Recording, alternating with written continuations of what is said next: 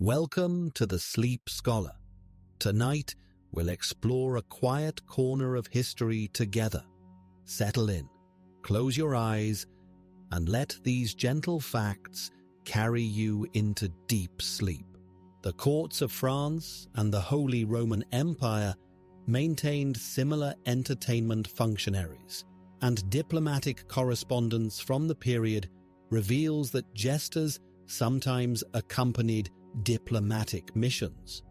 A letter from Abbot Suger of Saint-Denis, dating from approximately 1140, describes English jesters performing at the French court during negotiations between Louis VII and representatives of Stephen of Blois, demonstrating the international mobility of these court functionaries.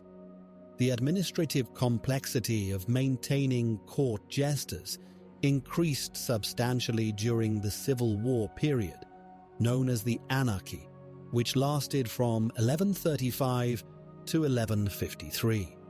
Both Stephen and Matilda, the competing claimants to the English throne, maintained separate court establishments, each requiring its own complement of entertainers and ceremonial functionaries. Records from this period indicate that some jesters served multiple masters, a practice that required careful negotiation and formal agreements to avoid accusations of disloyalty. The economic aspects of jester administration during this formative period reveal considerable variation in compensation and status. While royal jesters received regular stipends and benefits, lesser nobles typically maintained jesters through more informal arrangements. Estate records from the archives of Fountains Abbey document various agreements whereby local landowners provided seasonal employment to traveling entertainers, creating a network of part-time jester positions throughout the English countryside. The administrative challenges of managing court entertainment became particularly evident during major ceremonial occasions. The coronation of Stephen in 1135 required extensive coordination of entertainment activities, as documented in surviving household accounts. These records reveal the complex logistics involved in organizing jester performances, including provisions for costumes, musical instruments, and temporary accommodations for visiting entertainers.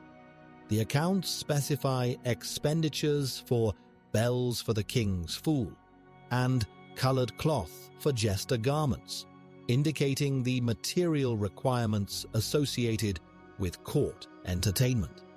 Training and qualification requirements for court jesters evolved gradually during this period, though formal apprenticeship systems would not emerge until later centuries. Early administrative records suggest that many jesters acquired their positions through personal connections or demonstrated talent rather than formal certification. However, by approximately 1140, some evidence indicates that established jesters began taking responsibility for training successors, creating informal mentorship networks within the court entertainment community. The legal status of court jesters during the early administrative period remained somewhat ambiguous, reflecting their unique position within medieval social hierarchies. Unlike other court functionaries, jesters operated under special privileges that protected them from certain legal consequences, while simultaneously limiting their rights in other areas. Administrative records from the reign of Henry I include several legal disputes involving court entertainers, revealing the complex jurisdictional questions surrounding their conduct and responsibilities. Property ownership among court jesters during this formative period varied considerably based on their specific arrangements with noble patrons. Some jesters, particularly those serving royal courts, accumulated substantial holdings through gifts and grants. The Cartulary of Glastonbury Abbey records the donation of land by one Turold the Jester sometime around 1130, suggesting that successful court entertainers could achieve significant economic status.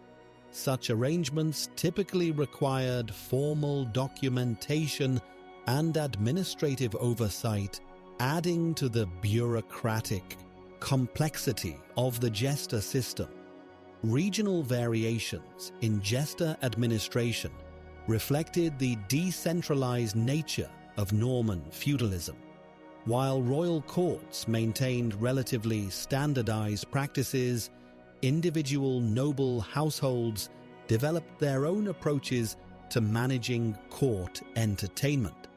Records from the Earls of Chester indicate that Northern English courts often maintained multiple jesters simultaneously, while Southern courts typically employed single individuals on a more permanent basis. These regional differences would persist throughout the medieval period, creating diverse traditions within the broader framework of court entertainment. The administrative documentation of jester activities during this early period primarily survives in household accounts and estate records rather than in formal governmental documents. This pattern reflects the domestic nature of early jester positions, which remained closely tied to individual noble households rather than broader governmental institutions. However, the increasing frequency of jester-related entries in administrative records from the period between 1100 and 1150 indicates the growing formalization and bureaucratic recognition of their role within medieval court society. The intersection of religious and secular administration also influenced early jester development. Monastic chronicles from institutions such as Worcester Cathedral Priory and Canterbury Cathedral contain numerous references to court entertainers, often in connection with royal visits or major ceremonial occasions. These ecclesiastical records provide valuable insights into the administrative coordination required when secular courts interacted with religious institutions, particularly regarding the appropriate roles and limitations of entertainment during religious observances. By approximately 1150, the administrative foundations of medieval court jester positions had achieved sufficient stability and formal recognition to support the more elaborate ceremonial roles that would characterize the position during subsequent centuries. The bureaucratic systems developed during this formative period establish precedents for jester compensation, privileges, and responsibilities that would persist throughout the medieval era. The transformation from informal court entertainers to formally recognized administrative functionaries represents a significant evolution in medieval court organization and reflects the broader sophistication of Norman administrative practices during the early 12th century. This administrative framework naturally leads us to examine the specific mechanisms by which individuals entered the profession of court jesting during the medieval period. The recruitment procedures that emerged from the Norman administrative reforms created systematic pathways for aspiring entertainers, though historians note that these processes varied considerably between different courts and regions throughout the 12th and 13th centuries. Documentary evidence from the pipe rolls of Henry II, dating to approximately 1180, reveals the earliest formal references to what appear to be structured recruitment practices for court entertainers. The process of becoming a court jester typically began through one of several established routes.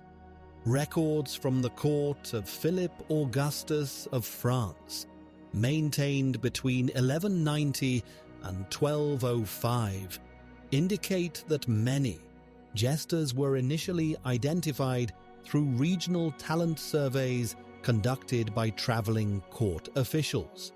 These surveys, known as Inquisitiones Histrionum, were systematic examinations of local entertainers held in major market towns during seasonal fairs. The Foire de Champagne records from 1194 document the presence of royal officials specifically tasked with evaluating potential court entertainers, suggesting that recruitment had become a regular administrative function rather than a haphazard process. Apprenticeship structures for aspiring jesters followed patterns similar to those established for other medieval crafts and professions.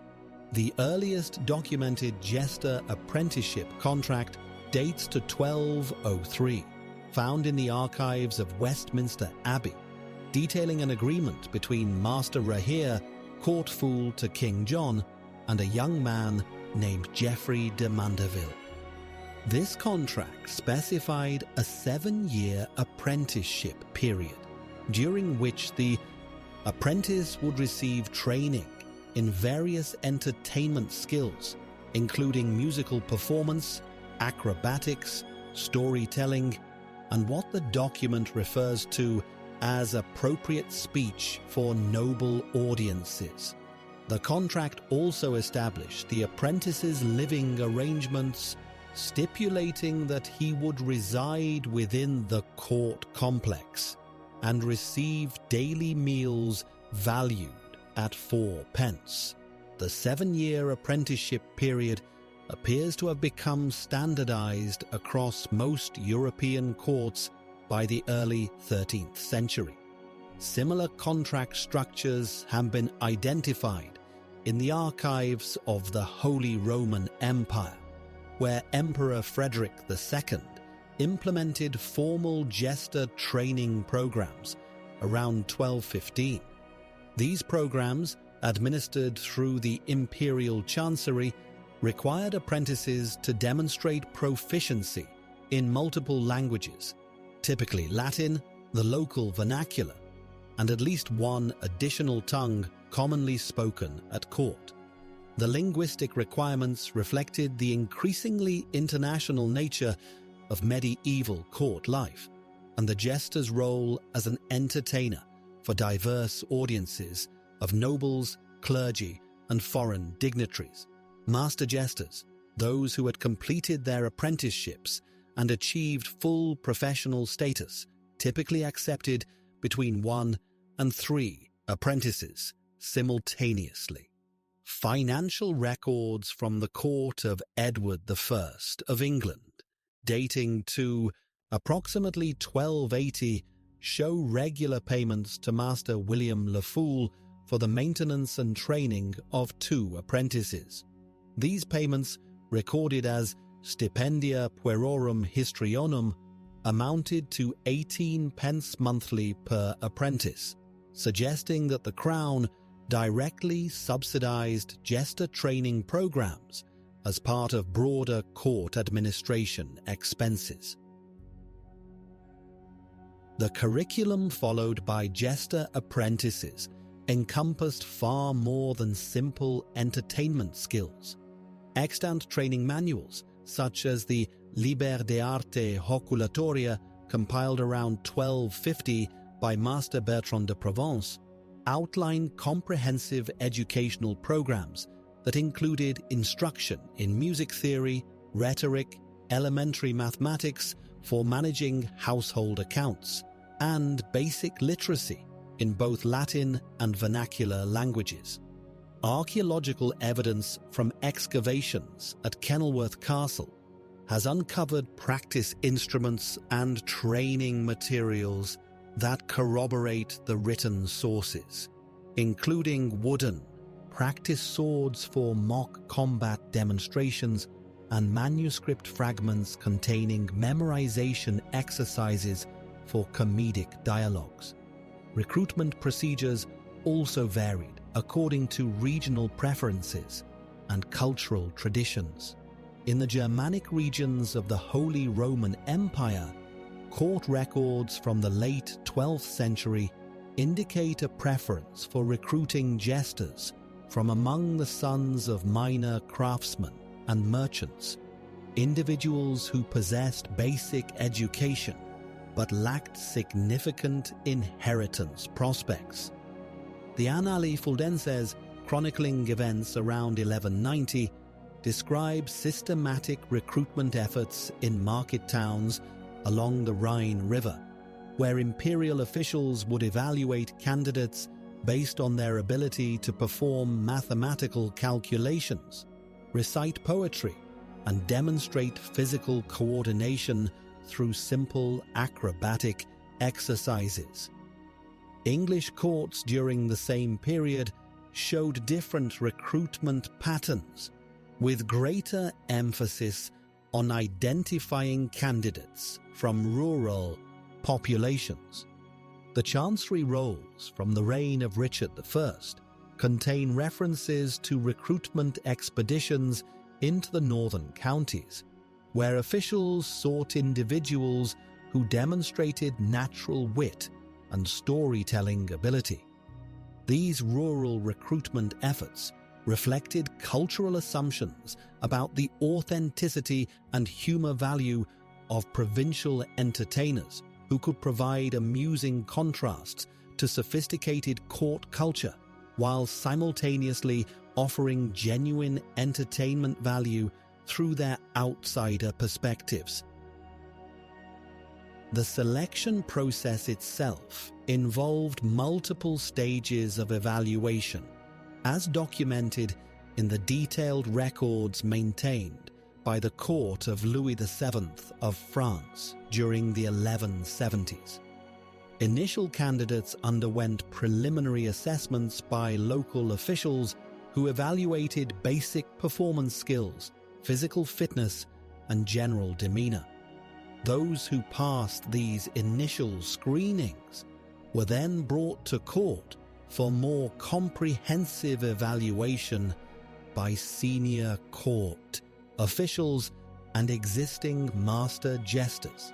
The final selection stage required candidates to perform before the monarch and senior nobles, demonstrating their ability to provide appropriate entertainment while maintaining proper respect for noble dignity and court protocol.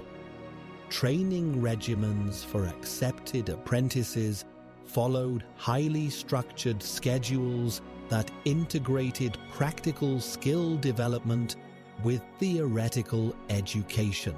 Daily routines typically began at dawn with physical conditioning exercises designed to develop the strength and coordination necessary for acrobatic performances.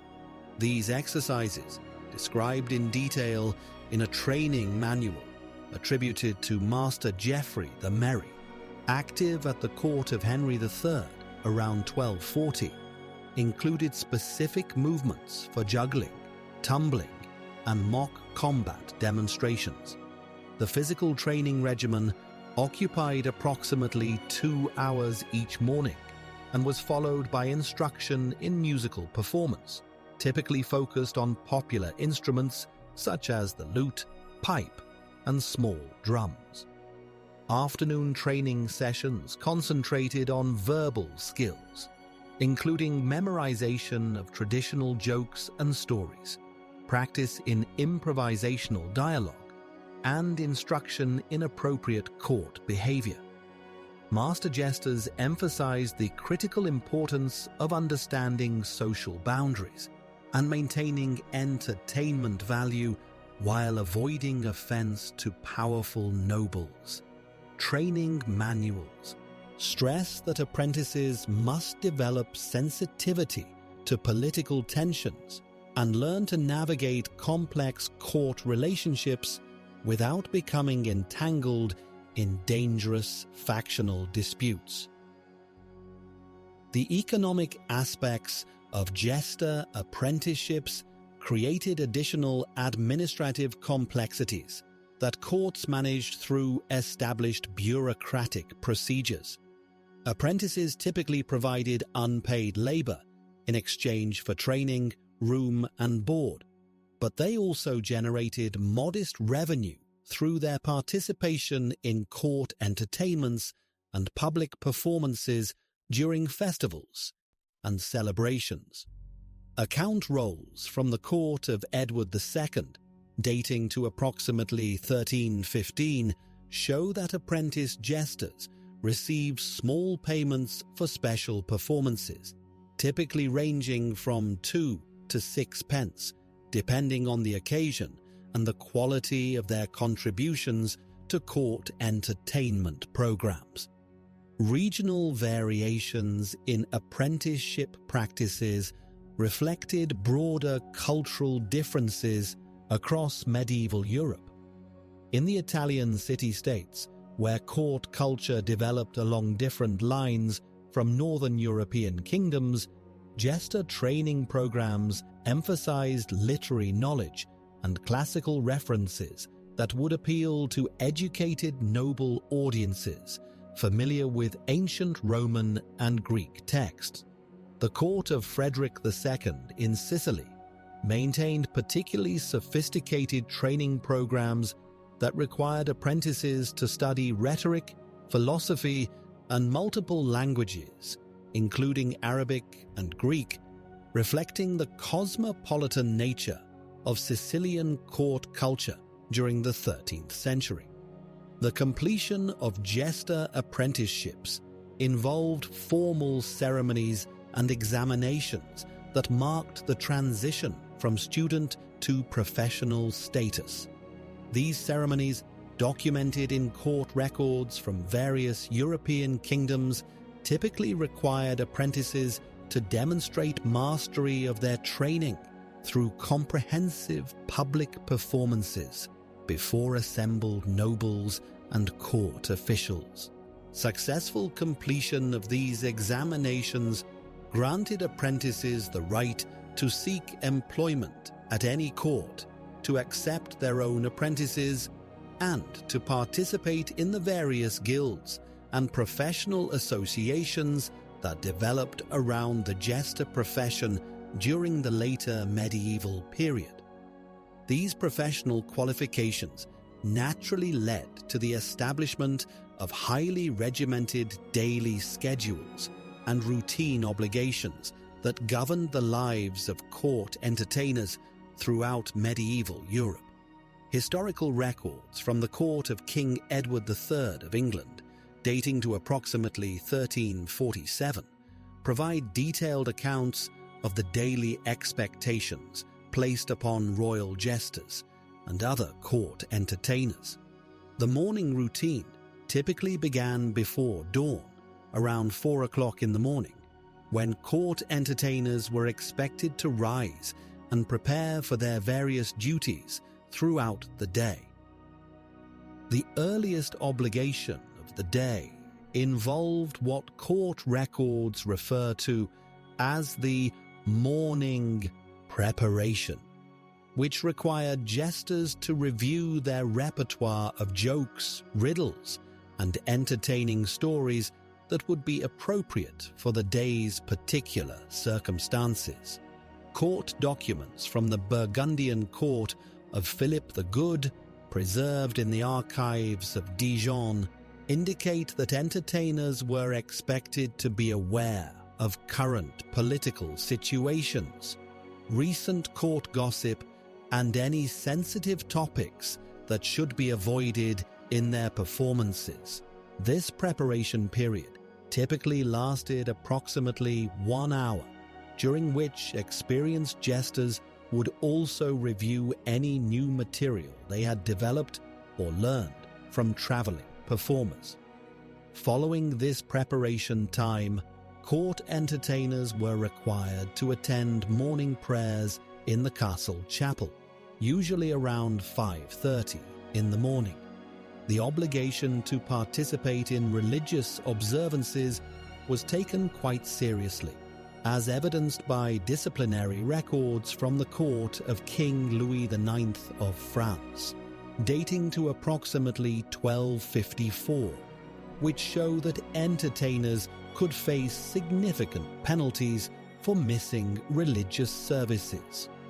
Contemporary accounts suggest that jesters and other court entertainers were expected to maintain appropriate solemnity during these religious observances, setting aside their comedic personas entirely during prayer times. The formal duties of the day began immediately after morning prayers, typically around 6 o'clock, with what court records describe as chamber attendance. This obligation required the principal court jester to present themselves to the lord or monarch's private chambers to provide entertainment during the morning meal and dressing routine. Documents from the court of Richard II of England, dating to approximately 1390, indicate that this morning entertainment session usually lasted between 30 minutes to 1 hour, depending on the ruler's mood and schedule for the day. The entertainment provided during these private sessions was generally more intimate and personal in nature, often involving private jokes, gentle mockery of court figures, or commentary on recent events. Historical accounts from various European courts suggest that the content of these morning entertainment sessions required considerable diplomatic skill, as jesters needed to gauge their patron's temperament and adjust their material accordingly. Court records from the Holy Roman Emperor Charles IV, preserved in Prague and dating to approximately 1365, describe detailed protocols for morning chamber attendance, including specific guidelines for the types of humor deemed appropriate during different seasons, religious observances, and political circumstances. These documents indicate that experienced court jesters maintained extensive mental catalogues of suitable material for various situations and occasions. Following the morning chamber attendance, court entertainers typically had a brief period for their own morning meal, usually taken in the servants' hall around 7:30 in the morning. However, this meal period was often interrupted by additional obligations, as jesters were frequently called upon to entertain visiting dignitaries, resolve minor disputes between servants, or provide counsel on matters of court etiquette. Documentary evidence from the court of Alfonso X of Castile, dating to approximately 1270, suggests that court jesters often served as informal intermediaries between different social classes within the court hierarchy, using their unique position to facilitate communication and resolve conflicts. The mid-morning period, typically from 8:30 to 11 o'clock, was devoted to what court schedules refer to as public preparation duties. These obligations included rehearsing with musicians, coordinating with other entertainers for planned performances, and preparing props or costumes for the day's festivities. Records from the court of King John II of France, dating to approximately 1350, provide detailed inventories of the materials and equipment that court jesters were responsible for maintaining, including musical instruments, juggling equipment, elaborate costumes, and various theatrical props. The maintenance and preparation of these materials represented a significant portion of the jester's daily routine, requiring both organizational skills and manual dexterity. Court entertainers were also expected to use this mid-morning period to gather information and observe court activities, as their effectiveness as entertainers depended largely on their awareness of current events, relationships, and social dynamics within the court. Historical sources from the court of Pope Boniface VIII, dating to approximately 1300, describe the practice of court entertainers circulating throughout the castle or palace complex during these preparation hours, engaging in conversations with servants, guards, and minor court officials to gather material for their performances. This intelligence-gathering aspect of the jester's role required considerable social skill and discretion, as entertainers needed to extract information without appearing to be spying or gossiping inappropriately. The late morning period brought the obligation of formal court attendance, typically beginning around 11 o'clock when the main court session commenced for the day. During these formal proceedings, court entertainers were expected to remain available but largely silent, ready to provide entertainment during breaks in the official business, or when specifically called upon by their patron. Court protocols from the Kingdom of Naples during the reign of Charles I of Anjou, dating to approximately 1275, specify that court jesters should position themselves in designated areas of the throne room where they could observe the proceedings without interfering with official business. The midday meal, typically served around noon, represented one of the most demanding periods in the court entertainer's daily schedule.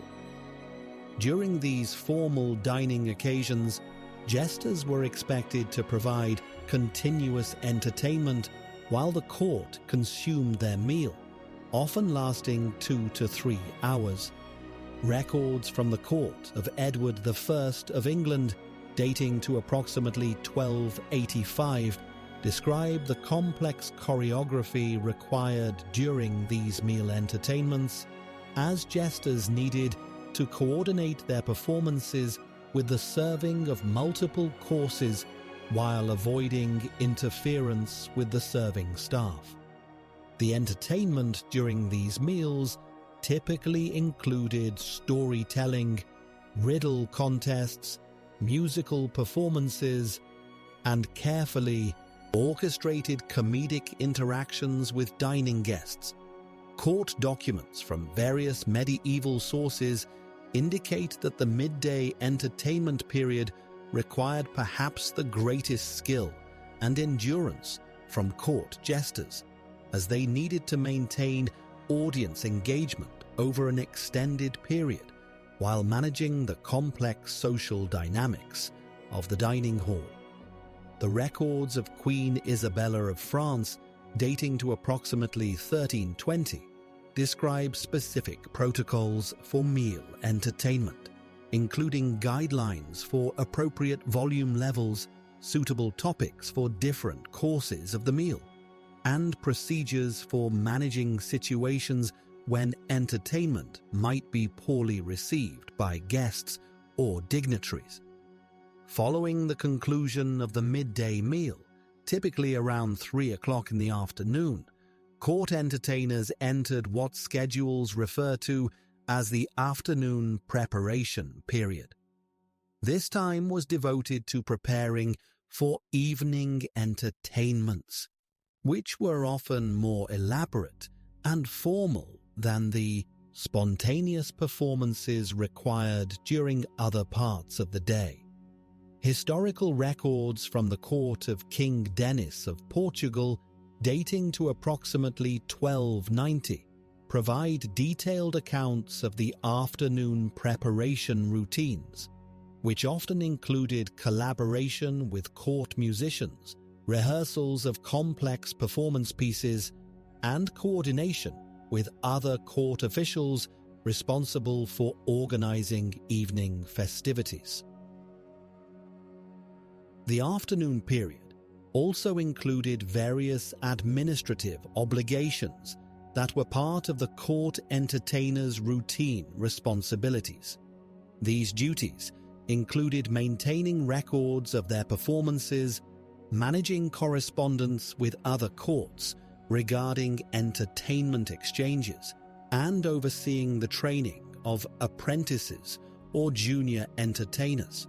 Court archives from the Kingdom of Hungary during the reign of Charles I, dating to approximately 1315, contain extensive documentation of these administrative responsibilities, including detailed expense reports, correspondence regarding the procurement of costumes and equipment, and records of payments made to visiting entertainers or collaborating artists. Court entertainers were also expected to use the afternoon period to develop new material and refine their existing repertoire. This creative work was considered an essential part of their professional obligations, as audiences expected fresh entertainment and would quickly tire of repeated performances.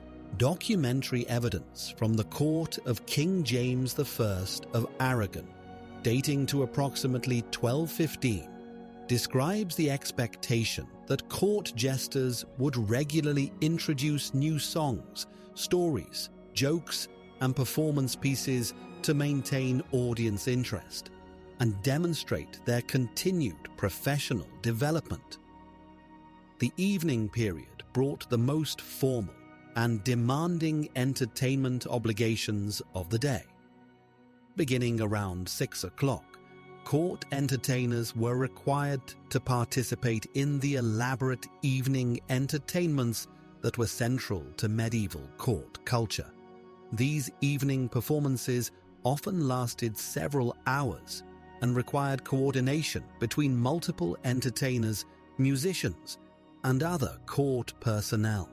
Records from the court of King Philip II of France, dating to approximately 1190, provide detailed descriptions of the complex evening entertainment schedules that required court jesters to perform multiple distinct segments throughout the evening, each tailored to different portions of the evening's festivities. The demands of these evening performances necessitated specific wardrobe considerations that were governed by elaborate court regulations dating back to the early 12th century.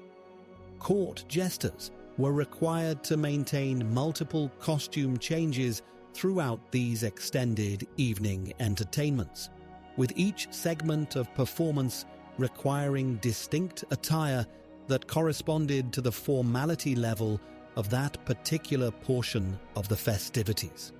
Historical records from the court of Henry II of England, compiled between 1154 and 1189, indicate that court jesters were expected to possess no fewer than 4 complete costume ensembles, each carefully regulated by the office of the Royal Wardrobe Master.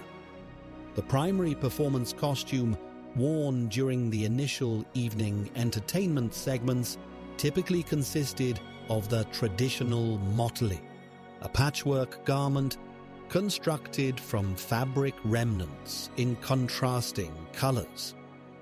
The Constitutio Domus Regis, written approximately 1136 during the reign of Henry I, specifies that these motley garments were to be constructed using precisely 7 different colored fabric pieces, arranged in a specific pattern that had been approved by the court's ceremonial officers.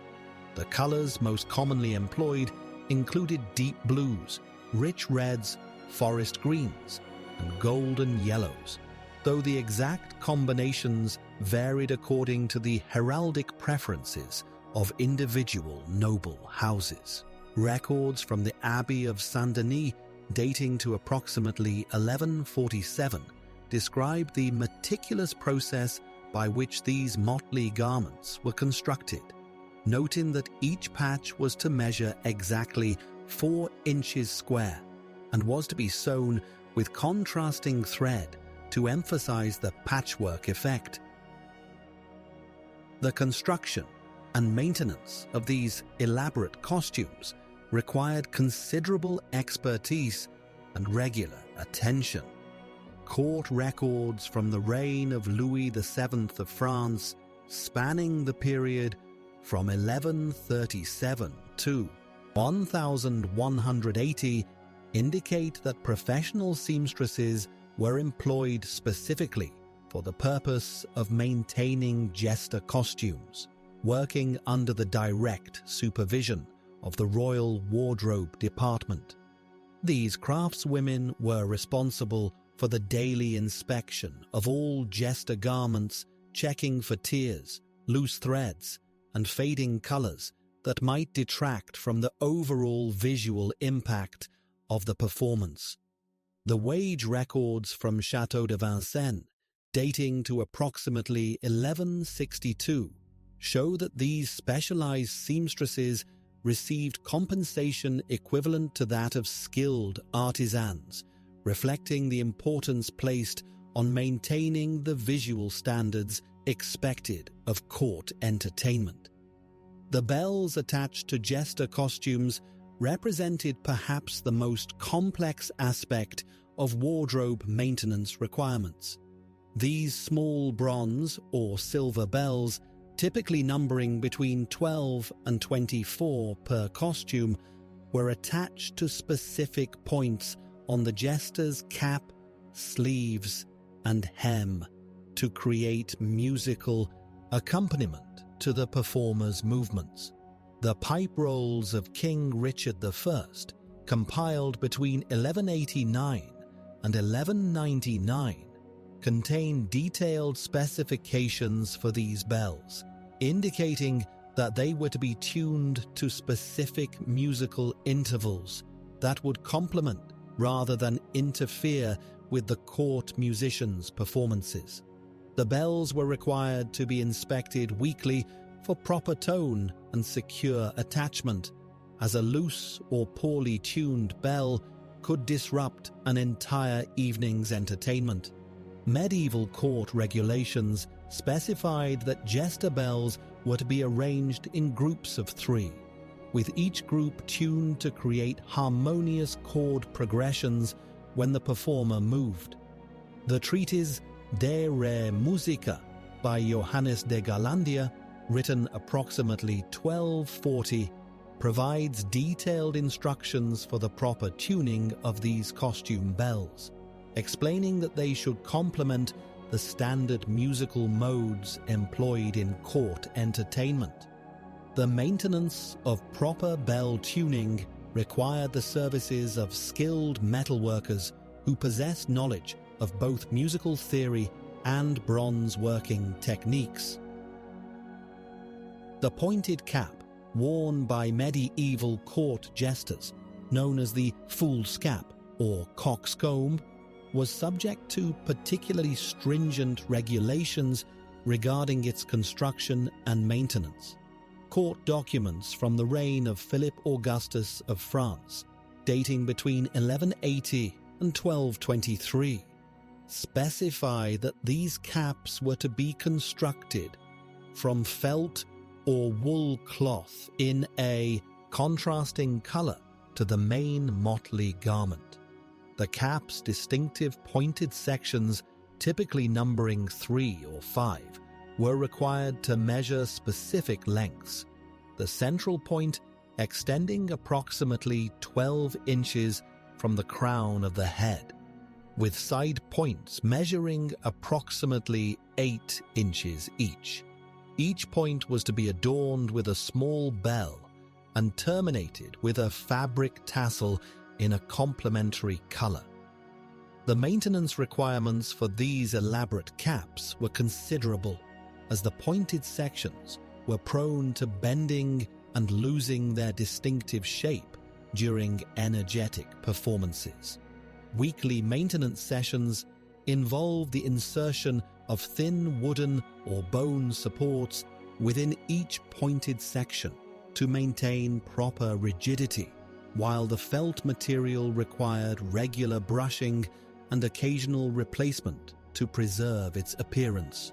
Records from the court of Emperor Frederick Barbarossa, dating to approximately 1184, describe the employment of specialized hat makers who traveled between various noble courts specifically to maintain and repair jester headwear.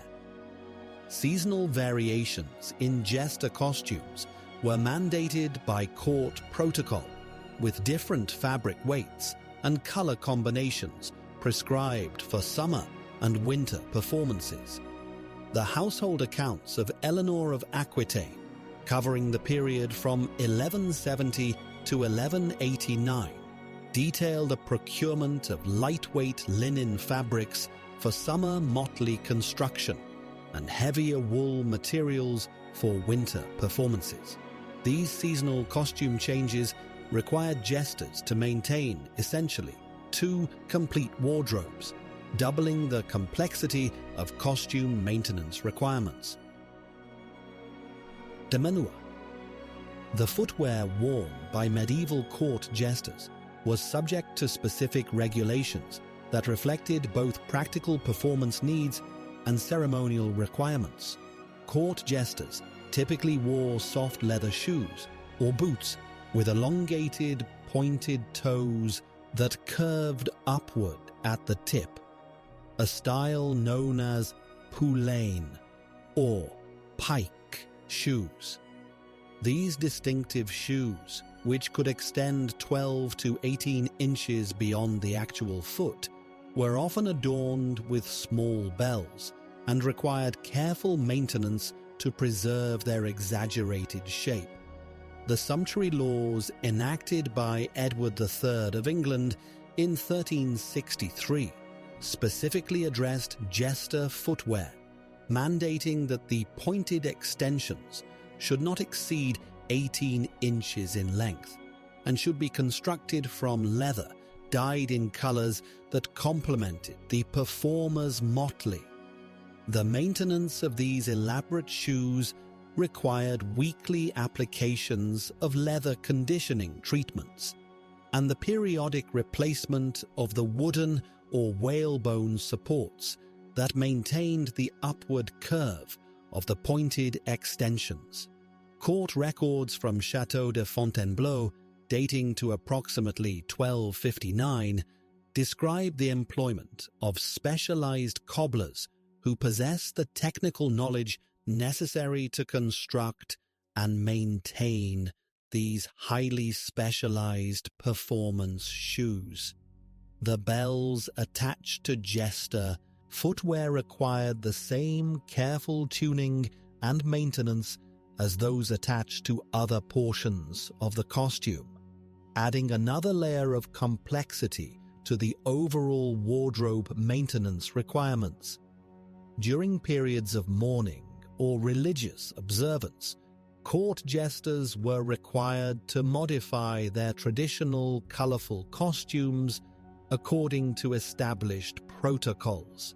The court regulations, established during the reign of Louis IX of France, compiled between 1226 and 1270, specify that during Lent and other penitential seasons, jesters were to replace their brightly colored motley with garments constructed in subdued colors, typically browns, grays, and muted purples.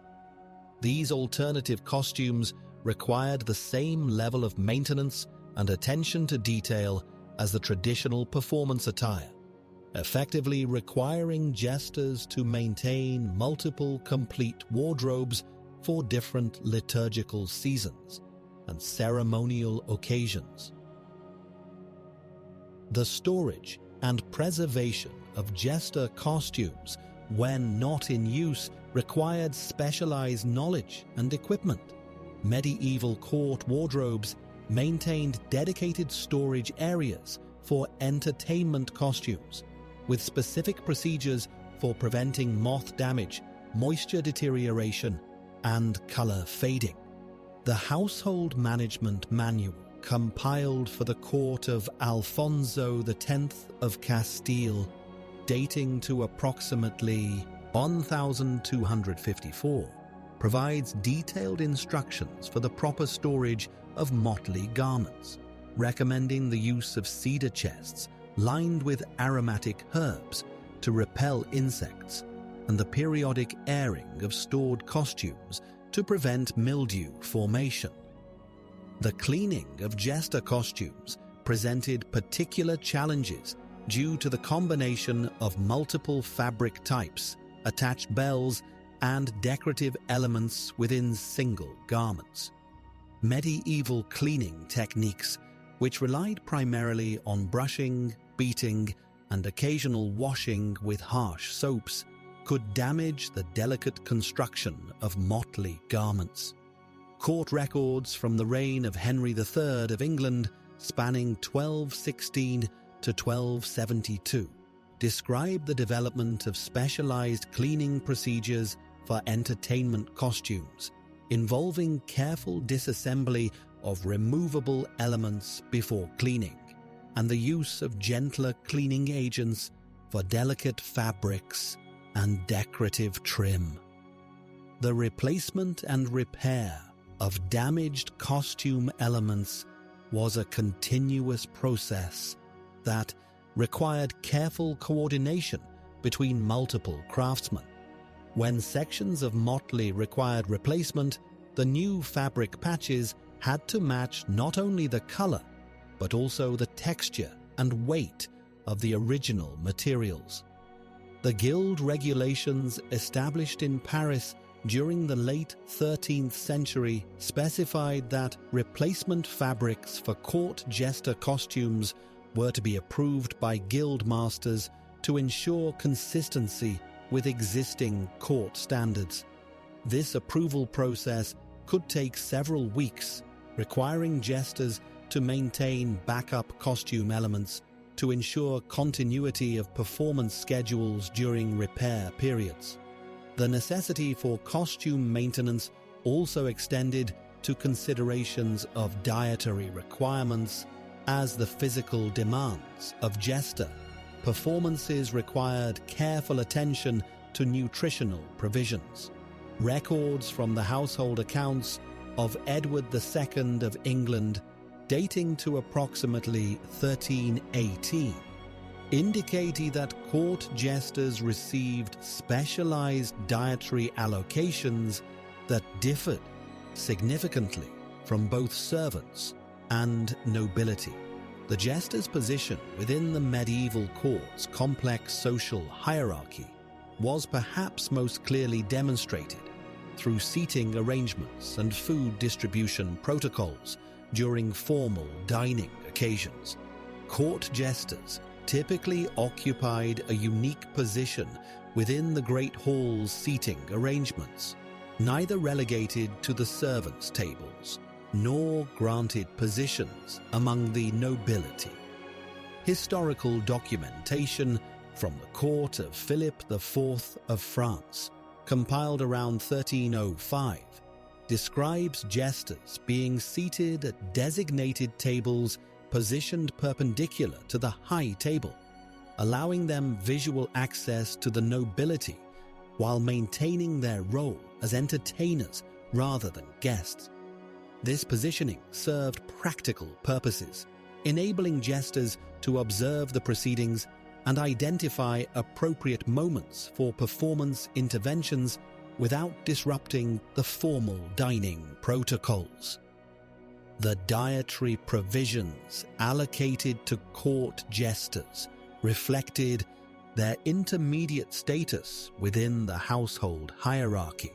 Monastery records from Saint-Denis Abbey, which frequently hosted royal dining occasions during the early 14th century, detailed the specific food allocations provided to entertainment personnel.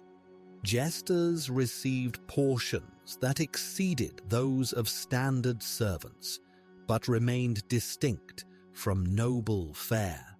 While servants might receive basic bread, porridge, and occasional meat scraps, jesters were typically provided with white bread, consistent meat portions, and access to ale or wine, though in quantities considerably less than those served to nobility. The timing of jester meals required careful coordination with performance schedules and court dining customs. Evidence from the household ordinances of Richard II, established around 1390, indicates that jesters often ate in shifts to ensure entertainment continuity throughout extended dining occasions. Royal feasts could extend for several hours, requiring jesters to maintain energy levels while providing intermittent entertainment between courses. This necessitated a feeding schedule that allowed jesters to consume adequate nutrition without compromising their availability for performance duties. Seasonal variations significantly affected jester dietary provisions, particularly during extended court travels or military campaigns. The household accounts of John of Gaunt, dating to approximately 1385, record modified dietary allocations for entertainment personnel during winter months when fresh provisions became scarce. During these periods, jesters received increased allocations of preserved meats, dried fruits, and stored grains to maintain their health and performance capabilities. The accounts specifically note that jester provisions included additional portions of honey and preserved fruits, likely intended to support the vocal demands of their entertainments. Regional differences in jester dietary provisions reflected local food availability and cultural dining customs. Documentation from the court of Alfonso XI of Castile, compiled around 1340, describes jester meal allocations that included regional specialties such as olive oil, cheese varieties, and wine specific to Spanish territories. These provisions differed markedly from the butter, ale, and meat-heavy diets typical of Northern European courts, demonstrating how jester care adapted to local circumstances while maintaining consistent attention to their nutritional requirements. The hierarchy within entertainment personnel also influenced dining arrangements and food quality. Senior court jesters, those with established reputations and longer service records, typically received superior dietary provisions compared to apprentice entertainers or visiting performers. Records from the Burgundian court under Philip the Bold, dating to approximately 1395, distinguish between provisions allocated to premier bouffon and lesser entertainment personnel.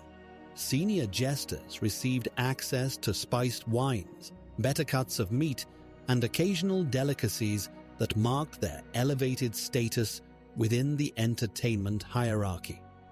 Kitchen staff responsibilities included specific protocols for preparing and serving jester meals. The household Regulations established at Westminster Palace during the reign of Edward III, around 1350, detail the duties of kitchen personnel regarding entertainment staff provisions. These regulations specified that jester meals were to be prepared separately from servant fare, but using kitchen facilities designated for household staff, rather than the specialized preparation areas reserved for noble cuisine. This arrangement reflected the jester's intermediate position, while ensuring adequate attention to their dietary needs. Food safety considerations for jester provisions received particular attention due to their proximity to nobility during performances. Documentation from the papal court at Avignon, dating to approximately 1370, describes inspection protocols applied to jester food allocations. Given that jesters frequently performed in close proximity to papal officials and visiting dignitaries, their meals underwent scrutiny similar to that applied to noble provisions, ensuring that entertainment personnel posed no inadvertent health risks to important court figures through contaminated food or drink. The economic aspects of jester dietary provisions appear in detailed household accounting records throughout medieval Europe. The expense rolls of Margaret of Anjou, compiled around 1445, itemize the costs associated with maintaining court entertainment personnel, including specific allocations for jester provisions.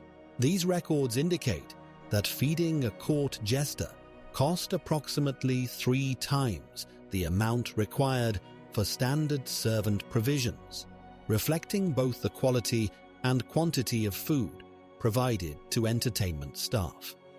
The accounts detail expenditures for white bread, wine, meat portions, and occasional luxury items such as imported spices or preserved delicacies. Religious observances significantly impacted jester dietary schedules and provisions. During Lent and other fasting periods, jester meal allocations were modified to comply with religious restrictions, while maintaining adequate nutrition for performance requirements.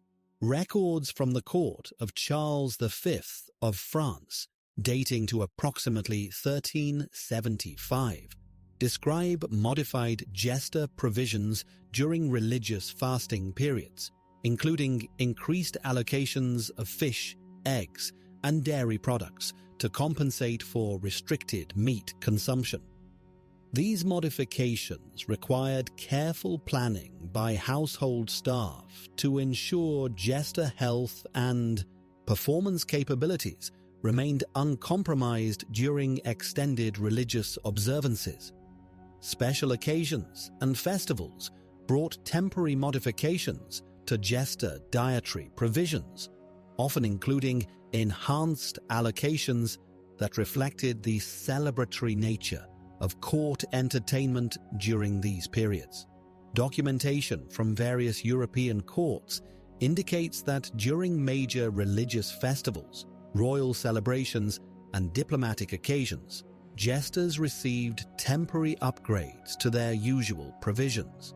The household accounts of the Duke of Berry, compiled around 1410, record enhanced jester provisions during Christmas celebrations, including access to imported wines, exotic spices, and specialty prepared dishes that normally remained reserved for noble consumption. The logistics of providing consistent dietary provisions for jesters during court travels presented significant challenges for household administrators. When courts relocated between residences or embarked on diplomatic missions, maintaining adequate nutrition for entertainment personnel required advanced planning and resource allocation. Records from the itinerant court of Emperor Charles IV, dating to approximately 1355, detail the arrangements necessary to ensure jester provisions during extended travels throughout the Holy Roman Empire territories.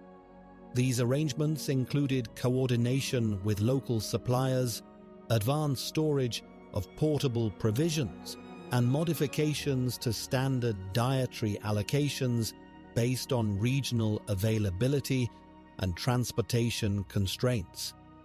Medical considerations occasionally influence jester dietary provisions, particularly for performers with health conditions that affected their entertainment capabilities.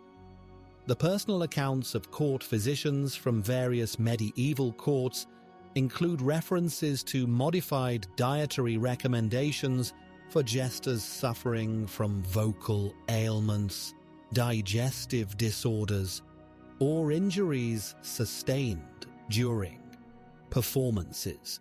Documentation from the court of Charles the Bold of Burgundy around 1470 includes physician recommendations for specific dietary modifications intended to support jester recovery from performance-related injuries while maintaining their readiness to resume entertainment duties when medically appropriate. Training and apprenticeship programs for aspiring jesters included instruction in proper dining etiquette and understanding of court meal hierarchies. Young entertainers needed to comprehend their position within the complex social structure of medieval courts, including appropriate behavior during dining occasions and understanding of the dietary privileges associated with their evolving status. Evidence suggests that established jesters played roles in educating apprentices about these protocols, ensuring smooth integration of new entertainment personnel into existing court hierarchies without disrupting established dining customs or social arrangements. These educational responsibilities regarding court protocols naturally extended into the domestic sphere, where jesters required appropriate living arrangements that reflected their unique position within the medieval household hierarchy.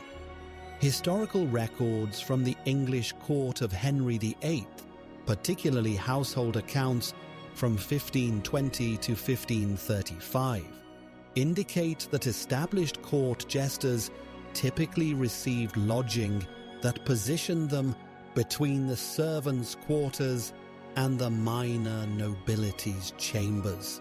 Will Sommers, Henry's principal fool, was allocated a chamber in the upper servants' hall at Hampton Court Palace, a space measuring approximately 12 feet by 8 feet, with access to a shared garderobe facility used by other upper household staff. The domestic arrangements for court jesters varied considerably across different European courts, though certain patterns emerge from surviving architectural records and household inventories. At the French court of François I, during the 1530s, the jester known as Caillet occupied quarters within the Château de Fontainebleau that included not only sleeping accommodations but also storage space for costumes and performance equipment. Royal building accounts from 1534 document expenditures for furnishing these quarters with a wooden bed frame, straw mattress, woolen blankets, and a chest for personal belongings, suggesting that jesters' domestic needs were considered sufficiently important to warrant specific royal investment. The spatial arrangements of jester quarters reflected the complex social dynamics that governed medieval court life. Records from the Holy Roman Empire, particularly from the court of Maximilian I between 1493 and 1519, describe how the emperor's jester, Kunz von der Rosen, maintained quarters that were strategically located near both the imperial apartments and the main entertainment halls. This positioning allowed jesters to respond quickly to summons for impromptu performances while maintaining sufficient distance from the nobility to preserve appropriate social boundaries. Archaeological evidence from Innsbruck Castle suggests that these quarters typically included small antechambers where jesters could prepare their performances and store their specialized equipment. Domestic arrangements also encompassed the practical matters of daily maintenance and personal care. Household ordinances from the court of Edward IV of England, dating to approximately 1471, specify that court jesters were entitled to weekly laundry services, though they remained responsible for the upkeep of their own performance costumes. This division of domestic responsibility reflects the dual nature of the jester's position, receiving certain privileges associated with their entertainment role, while maintaining many of the practical obligations typical of household servants. The Liber Niger Domus Regis Angliae, compiled around 1472, provides detailed information about these domestic arrangements, including allowances for candles, firewood, and basic furnishing repairs. The question of personal privacy within jester quarters presents particularly interesting insights into medieval domestic arrangements.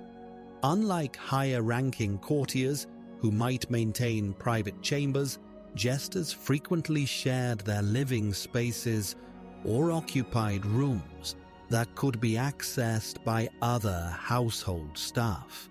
Records from the Burgundian court of Philip the Good, spanning the period from 1419 to 1467, indicate that the Duke's principal jester shared quarters with two other entertainment personnel, creating domestic arrangements that fostered professional collaboration while managing space efficiently within the ducal residence. These shared arrangements often included common areas for costume maintenance and equipment storage, suggesting that domestic space served both residential and professional functions. The furnishing and decoration of jester quarters typically remained modest compared to noble accommodations, though certain courts provided specialized amenities that acknowledged the unique requirements of entertainment personnel. Inventories from the court of Isabella of Castile, particularly those compiled between 1474 and 1504, describe jester quarters that included mirrors for costume preparation, additional lighting for evening practice sessions, and storage solutions designed specifically for musical instruments and performance props. These provisions suggest that medieval courts recognized the professional needs of their entertainment staff and incorporated these considerations into domestic planning. Heating and climate control within jester quarters followed patterns similar to those of other household staff, though location within castle structures sometimes provided advantages or disadvantages regarding warmth and comfort. Records from Warwick Castle during the late 15th century indicate that the Earl's jester occupied quarters positioned near kitchen areas, providing beneficial warmth during winter months, but potentially creating discomfort during summer periods. Conversely, documentation from Scottish courts, particularly from the reign of James IV, between 1488 and 1513, describes jester quarters located in tower structures that offered privacy and security, but required additional provisions for heating during harsh weather conditions. The domestic arrangements also included provisions for meal preparation and personal dining, though these varied significantly based on individual court customs and the specific status of particular jesters.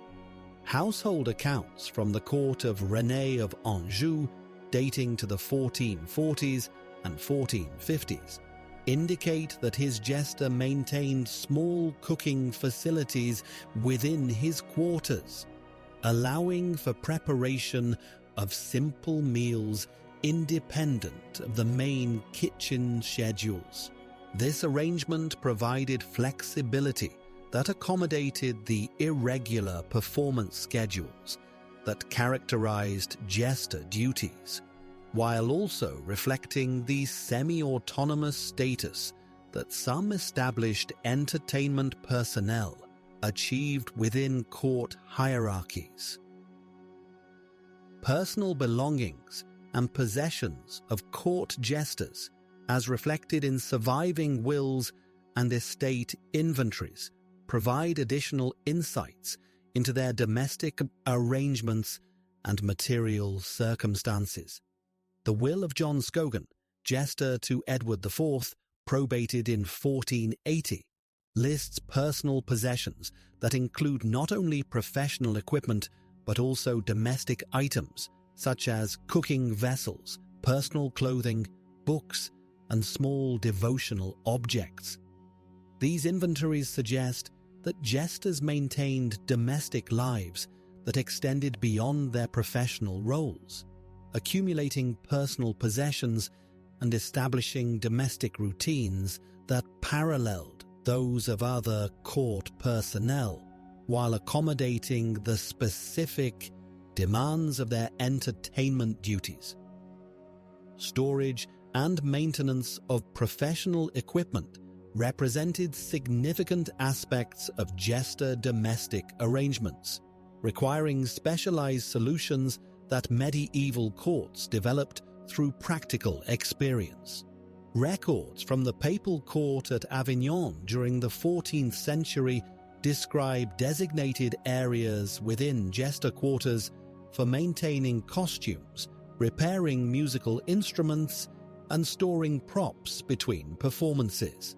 These arrangements often included workbenches, tool storage, and adequate lighting for detailed maintenance work, suggesting that courts understood the technical requirements necessary for sustaining professional entertainment services.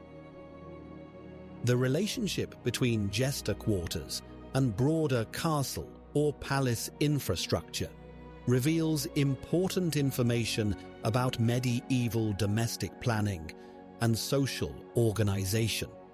Architectural studies of Château de Vincennes, particularly focusing on modifications made during the reign of Charles V between 1364 and 1380, indicate that entertainment personnel quarters were integrated into overall domestic planning in ways that facilitated efficient household operations while maintaining appropriate social distinctions.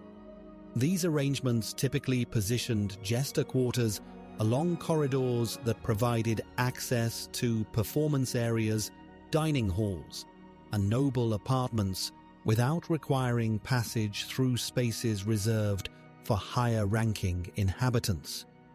Sanitation and hygiene facilities available to court jesters generally corresponded to those provided for other household staff.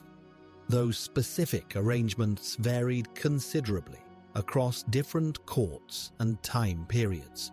Records from English royal households during the Tudor period indicate that jesters typically shared garderobe facilities with other upper servants, while documentary evidence from French courts suggests that some establishments provided more private sanitation arrangements for their principal entertainment personnel. The household ordinances of Edward IV specify that all household staff, including jesters, were expected to maintain personal cleanliness standards appropriate to their proximity to royal persons. Domestic security arrangements for jester quarters reflect both the value placed on professional entertainment personnel and the practical concerns associated with maintaining valuable costumes and equipment. Castle accounts from Kenilworth during the late medieval period describe locks, secure storage containers, and other protective measures installed in jester quarters, suggesting that courts recognized both the material and professional investment represented by their entertainment staff. These security provisions also reflect the social tensions that could arise from the jester's unique position within court hierarchies, potentially requiring protection from resentment or hostility from other household members. The seasonal variations in domestic arrangements present additional complexity in understanding jester living conditions, as medieval courts frequently relocated between different residences throughout the year. Records from the court of Louis XI of France, particularly those documenting court movements between 1461 and 1483, indicate that jesters maintained basic quarters at multiple royal residences, allowing for consistent domestic arrangements despite frequent relocations. These arrangements required coordination between different household staffs and represented significant logistical considerations that courts incorporated into their seasonal planning processes, demonstrating the established importance of entertainment personnel within overall court operations and domestic organization. Such domestic coordination requirements naturally evolved into more complex bureaucratic structures governing entertainment protocols throughout medieval European courts.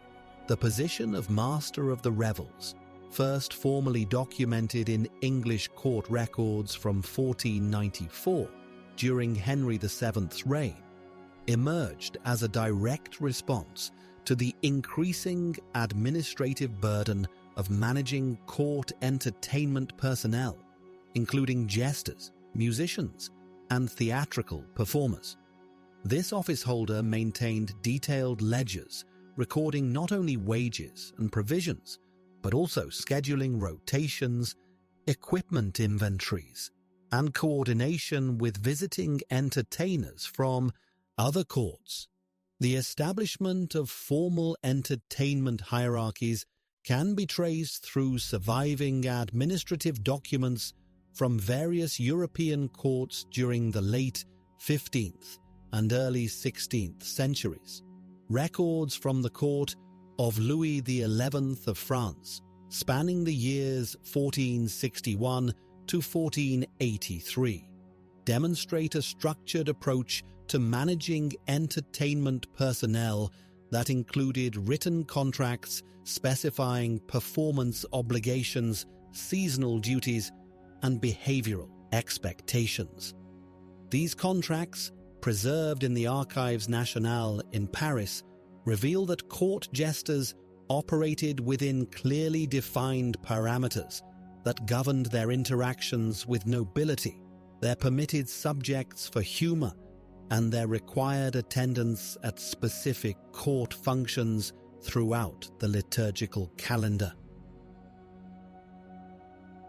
The bureaucratic apparatus surrounding medieval court entertainment extended beyond simple employment arrangements to encompass detailed protocols for ceremonial occasions.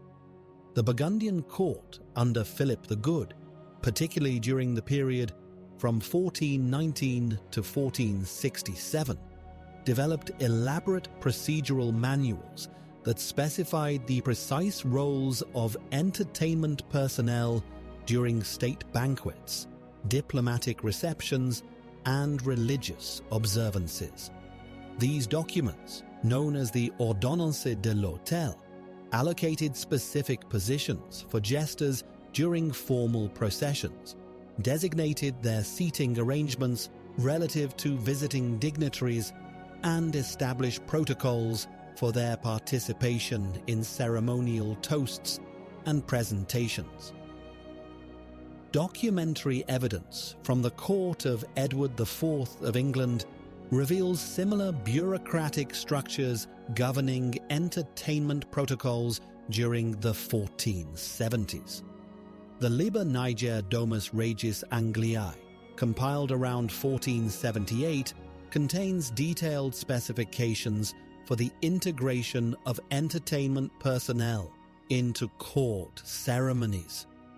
This administrative manual indicates that jesters held designated positions during the formal presentation of courses at state dinners, maintained specific relationships with the marshal of the hall regarding their movements during ceremonies, and operated under clearly defined guidelines for their interactions with foreign ambassadors and visiting nobility. The coordination of entertainment protocols across multiple royal residences required extensive record-keeping systems that survive in various European archives today. Administrative documents from the court of Maximilian I, Holy Roman Emperor, covering the period from 1486 to 1519, demonstrate the complexity of managing entertainment personnel across an empire that included residences in Vienna, Innsbruck, Augsburg, and numerous smaller courts throughout the German territories. These records indicate that jesters and other entertainment personnel maintained standardized contracts that specified their obligations at different imperial residences, their transportation arrangements between courts, and their coordination with local household staff at each location. The development of formal entertainment budgets represented another significant aspect of medieval court bureaucracy that directly affected jester employment and working conditions. Financial records from the court of Ferdinand and Isabella of Spain, particularly detailed accounts from the period 1474 to 1504, reveals sophisticated budgeting processes that allocated specific amounts for entertainment personnel salaries, costume maintenance, equipment replacement, and seasonal bonuses tied to major court celebrations. These budgets required approval from the royal treasurer and coordination with other household departments responsible for food, lodging, and transportation services. Bureaucratic protocols also governed the recruitment and evaluation of court entertainment personnel through formal procedures that emerged during the late medieval period.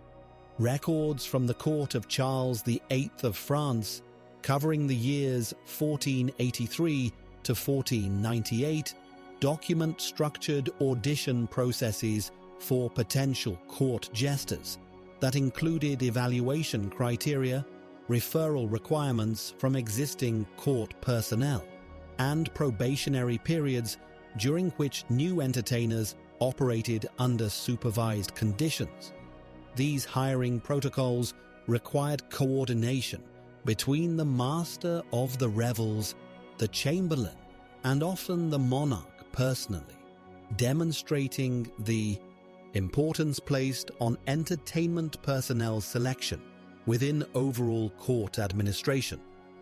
The integration of entertainment protocols with diplomatic procedures represents a particularly complex aspect of medieval court bureaucracy that affected jester responsibilities and behavioral expectations.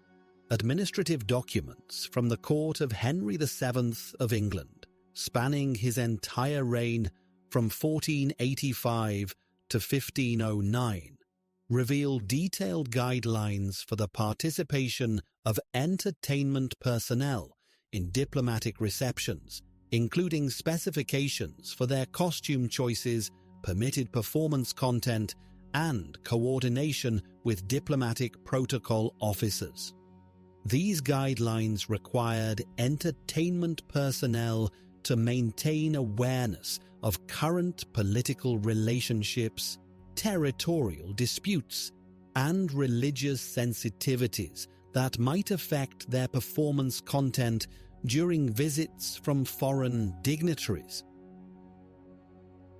Record-keeping requirements for entertainment personnel extended to detailed documentation of their performance activities, costume inventories, and equipment maintenance schedules. Surviving administrative documents from the court of James IV of Scotland, particularly comprehensive records from the period 1488 to 1513, demonstrate systematic approaches to tracking entertainment personnel activities that included daily logs of performance locations, audience attendance figures, and coordination with other court activities such as hunting expeditions, religious services, and state business meetings. These records required regular compilation and submission to senior household administrators, creating additional bureaucratic responsibilities for entertainment personnel themselves. The coordination of seasonal entertainment programs required advanced planning processes that involved multiple administrative departments and extensive documentation of proposed activities, resource requirements, and staffing arrangements. Records from the court of Anne of Brittany, covering her periods as Queen of France from 1491 to 1498 and 1499 to 1514, reveal detailed planning documents prepared months in advance for major court celebrations that specified the roles of various entertainment personnel, their coordination with kitchen staff for banquet presentations, their integration with chapel personnel for religious celebrations, and their coordination with stable staff for outdoor festivities and tournaments. Bureaucratic oversight of entertainment personnel behavior and performance quality involved formal evaluation procedures and disciplinary protocols that emerged during the late 15th and early 16th centuries. Administrative documents from the court of Manuel I of Portugal, particularly detailed records from the period 1495 to 1521, document structured performance review processes for court entertainers that included assessment criteria, feedback collection from court personnel, and improvement recommendations. These evaluation procedures required coordination between entertainment supervisors, household administrators, and often members of the royal family themselves. demonstrating the systematic approach to entertainment quality management within medieval court bureaucracy. The establishment of formal communication protocols between entertainment personnel and other court departments represented another significant aspect of medieval bureaucratic development that affected daily working conditions for jesters and other entertainers. Records from the court of Vladislaus II of Hungary and Bohemia, covering the period from 1490 to 1516, reveal structured communication procedures that governed how entertainment personnel coordinated with kitchen staff regarding meal timing, with chapel personnel regarding religious observances, with diplomatic staff regarding visiting dignitaries, and with household security regarding their movements throughout royal residences during various court activities and ceremonial occasions. These administrative frameworks extended naturally into the financial documentation systems that governed compensation for court entertainers. Records from the same Hungarian court reveal that jesters and other entertainment personnel received their remuneration through multiple channels, with base salaries typically paid quarterly, additional performance bonuses distributed monthly, and various material allowances provided on weekly or daily schedules. The meticulous nature of medieval court accounting meant that virtually every transaction involving jester compensation was recorded in duplicate or triplicate, creating an extensive paper trail that modern historians have used to reconstruct the economic realities of professional court entertainment. The financial records of Edward IV of England, dating from 1461 to 1483, demonstrate a sophisticated system for calculating jester wages that took into account not only their primary entertainment duties, but also their secondary functions as messengers, confidants, and informal advisors. Base compensation for the king's principal jester, a man identified in court records only as Will Sommers the Elder, distinct from the more famous Will Sommers who later served Henry VIII, amounted to £12 sterling annually, paid in quarterly installments of £3 each. This sum represented approximately twice the annual wage of a skilled craftsman in London during the same period, indicating the relatively elevated economic status that successful court jesters could achieve. Additional compensation came through what court accountants termed extraordinary payments, which were disbursed for special performances, extended travel with royal retinues, or particularly successful entertainments during major court celebrations. These extraordinary payments could range from a few shillings for minor performances to several pounds for elaborate entertainments during Christmas festivities or diplomatic receptions. Records from the court of Louis XI of France, spanning the years 1461 to 1483, show that his chief jester, Pierre Gringoire, received extraordinary payments totaling nearly 8 livres tournois during the Christmas season of 1478 alone, representing roughly 2/3 of his annual base salary, concentrated in a single month of intensive entertainment duties. The documentation reveals that jesters also benefited from various non-monetary forms of compensation that significantly enhanced their overall economic position, clothing allowances were particularly substantial, as jesters required specialized costumes that were both distinctive and durable enough to withstand the physical demands of their performances. Court records from the Burgundian court of Charles the Bold, covering the period from 1467 to 1477, detail annual clothing allowances for entertainment personnel that included fabric for 4 complete costume changes, leather for specialized footwear, various bells and ornamental elements for costume decoration, and seasonal adjustments for both indoor court performances and outdoor ceremonial events. Housing arrangements formed another significant component of jester compensation packages. Unlike many other court personnel who received monetary housing allowances and were expected to secure their own accommodations, jesters frequently received direct lodging within royal residences or castle complexes. These accommodations varied considerably based on the jester's seniority and favor with their employer, ranging from shared quarters in servants' wings to individual chambers located near the royal apartments.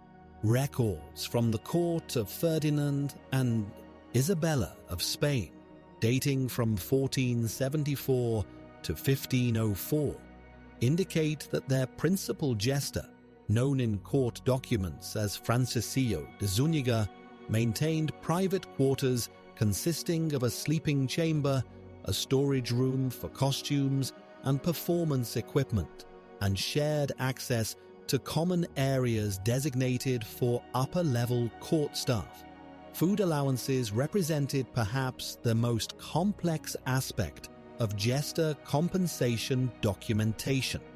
Medieval court accounting systems typically allocated food rations based on elaborate hierarchical systems that determined both the quantity and quality of meals provided to different categories of court personnel.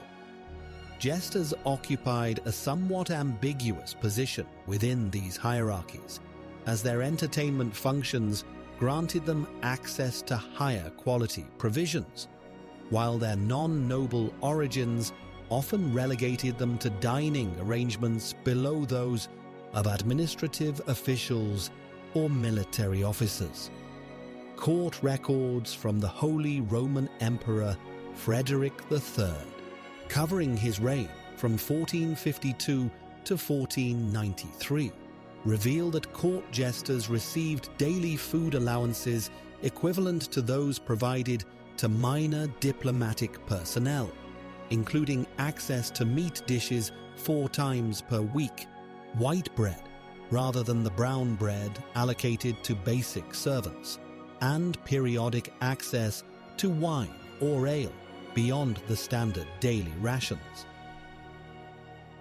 Travel expenses constituted another well-documented aspect of jester compensation, particularly given their frequent involvement in royal progresses, diplomatic missions, and ceremonial visits to noble courts throughout their employers' territories.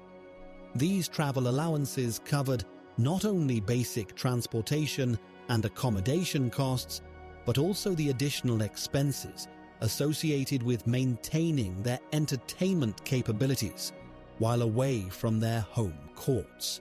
Records from the court of James III of Scotland, dating from 1460 to 1488, detail travel allowances for court entertainers that included funds for costume maintenance, replacement of damaged performance equipment, and additional food allowances to account for the irregular meal schedules often encountered during extended journeys.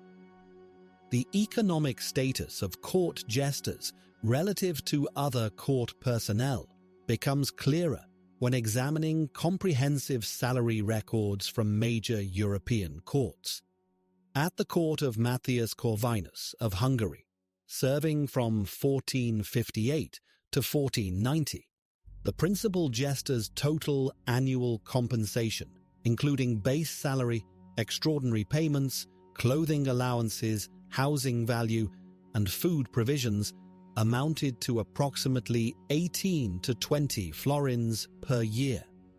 This total compensation placed court jesters in an economic bracket comparable to that of minor court chaplains, junior diplomatic secretaries, and senior craftsmen employed in royal workshops, significantly above the compensation levels of basic servants, guards, or manual laborers, but notably below the compensation of major court officials, military commanders, or ecclesiastical advisors.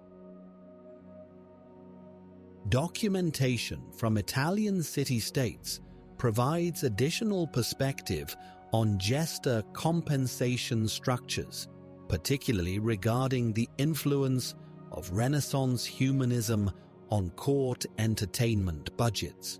Records from the court of Lorenzo de' Medici in Florence, covering the period from 1469 to 1492, reveal that court entertainers, including jesters, received compensation that reflected the increasing cultural value placed on artistic and literary accomplishments during the early Renaissance period. The court's principal entertainer, identified in records as Antonio di Guido, received an annual salary of 25 florins, plus additional payments for composing satirical poems for court celebrations, creating comedic dialogues for diplomatic entertainments, and collaborating with court musicians and artists on elaborate theatrical presentations. Regional variations in jester compensation reflected broader economic and cultural differences across medieval Europe.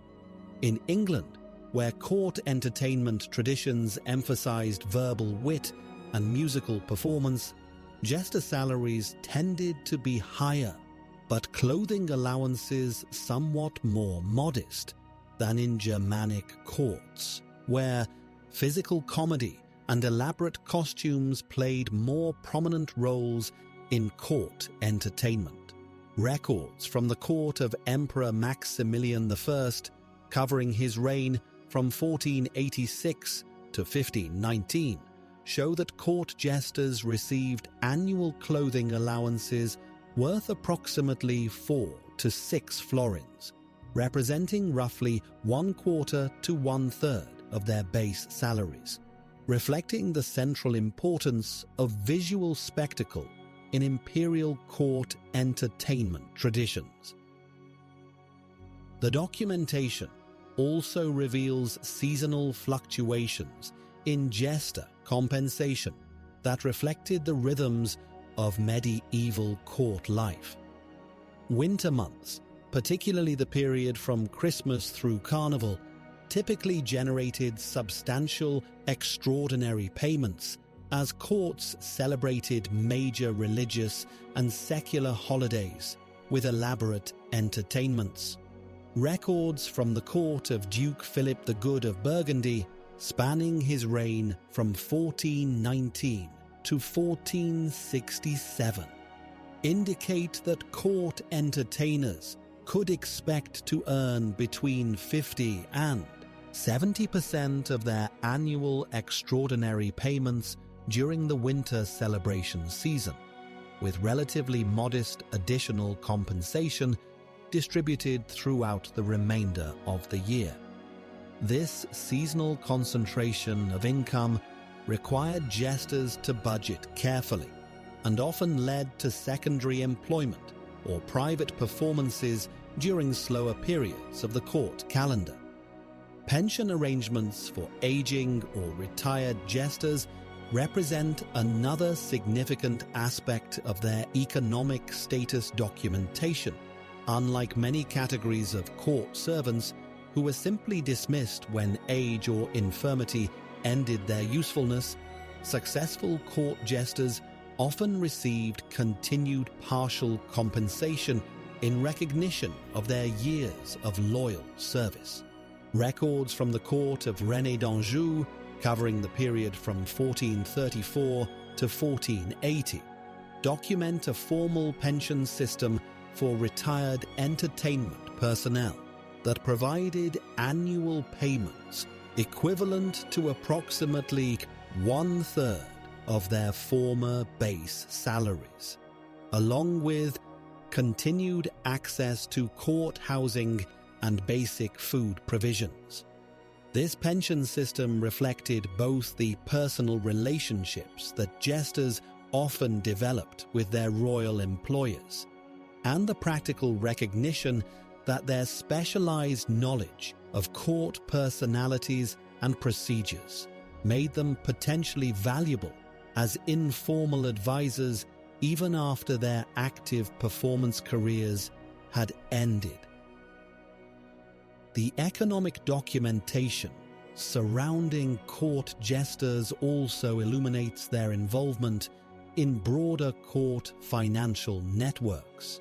Many jesters supplemented their official compensation through various entrepreneurial activities, including private performances for wealthy nobles, the sale of satirical poems or songs, and participation in court gambling or informal lending networks.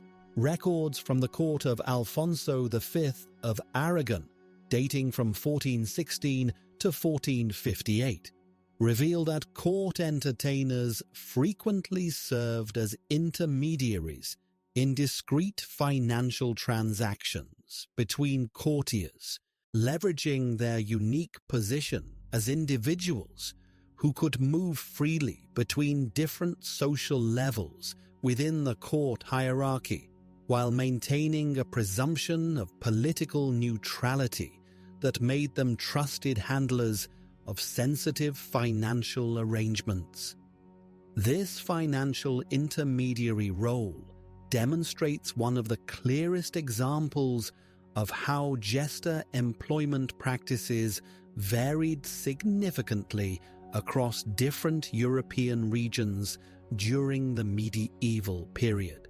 In the Iberian Peninsula, court jesters operated within a complex web of economic relationships that was markedly different from their counterparts in northern European courts.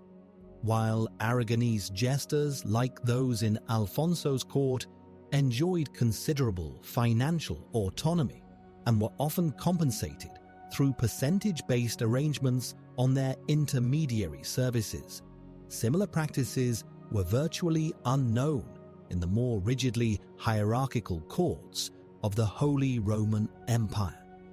German court records from the period between 1420 and 1475 indicate that jesters in courts such as those of Frederick III were typically paid fixed annual stipends ranging from 12 to 24 marks, with additional payments made only for specific ceremonial performances during major religious festivals. The employment duration expectations also varied dramatically by region. In the French courts of the mid-15th century, particularly under Charles VII and later Louis XI, court jesters were commonly employed on what might be described as lifetime tenure arrangements. Records from the court of Louis XI, who reigned from 1461 to 1483, show that his primary jester, known as Caillet, maintained his position for over 2 decades and was provided with a substantial pension upon his retirement. This contrasted sharply with the practices observed in English courts of the same period, where jester positions were often temporary appointments lasting between 6 months to 3 years. The court rolls of Edward IV, spanning his reign from 1461 to 1470, and again from 1471 to 1483, document a rotation of at least 7 different primary court jesters, suggesting a preference for variety and fresh entertainment, rather than the cultivation of long-term relationships between monarch and entertainer. The geographic variations in jester recruitment methods reveal equally fascinating patterns in medieval employment practices.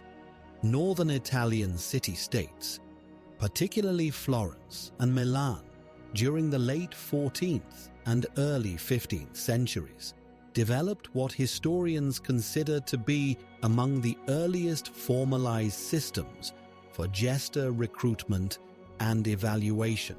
The Medici court records from approximately 1434 to 1464 detail a process whereby potential jesters underwent formal auditions before panels of court officials, including demonstrations of wit, physical comedy, musical ability, and crucially, their capacity for political satire that could critique without causing genuine offense. This systematized approach stood in marked contrast to the recruitment practices observed in Scandinavian courts, where jesters were more commonly recruited from among existing household servants who had demonstrated natural comedic abilities during their regular duties. The compensation structures across different regions reflected not only varying economic conditions, but also differing cultural valuations of entertainment and wit. In the wealthy Burgundian court under Philip the Good, who ruled from 1419 to 1467, court jesters received compensation packages that included not only monetary payments but also grants of land, rights to specific tax revenues, and in some documented cases, hereditary titles that could be passed to their descendants. The court records from Dijon indicate that the chief jester during this period, known as Jean de Lagny, was granted rights to collect tolls from river traffic on a specific stretch of the Saône River, generating annual income that exceeded that of many minor nobles. Such elaborate compensation arrangements were virtually unknown in the more austere courts of Castile, where jesters typically received basic room and board, plus modest cash payments that rarely exceeded the wages paid to skilled craftsmen or minor clerks.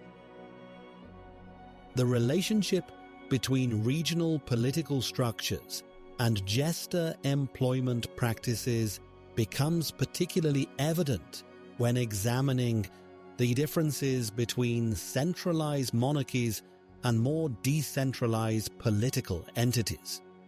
In the fragmented political landscape of the Holy Roman Empire, individual prince-electors and duke-level nobles often employed jesters on shared arrangements, where a single entertainer might rotate between multiple courts within a region on predetermined schedules.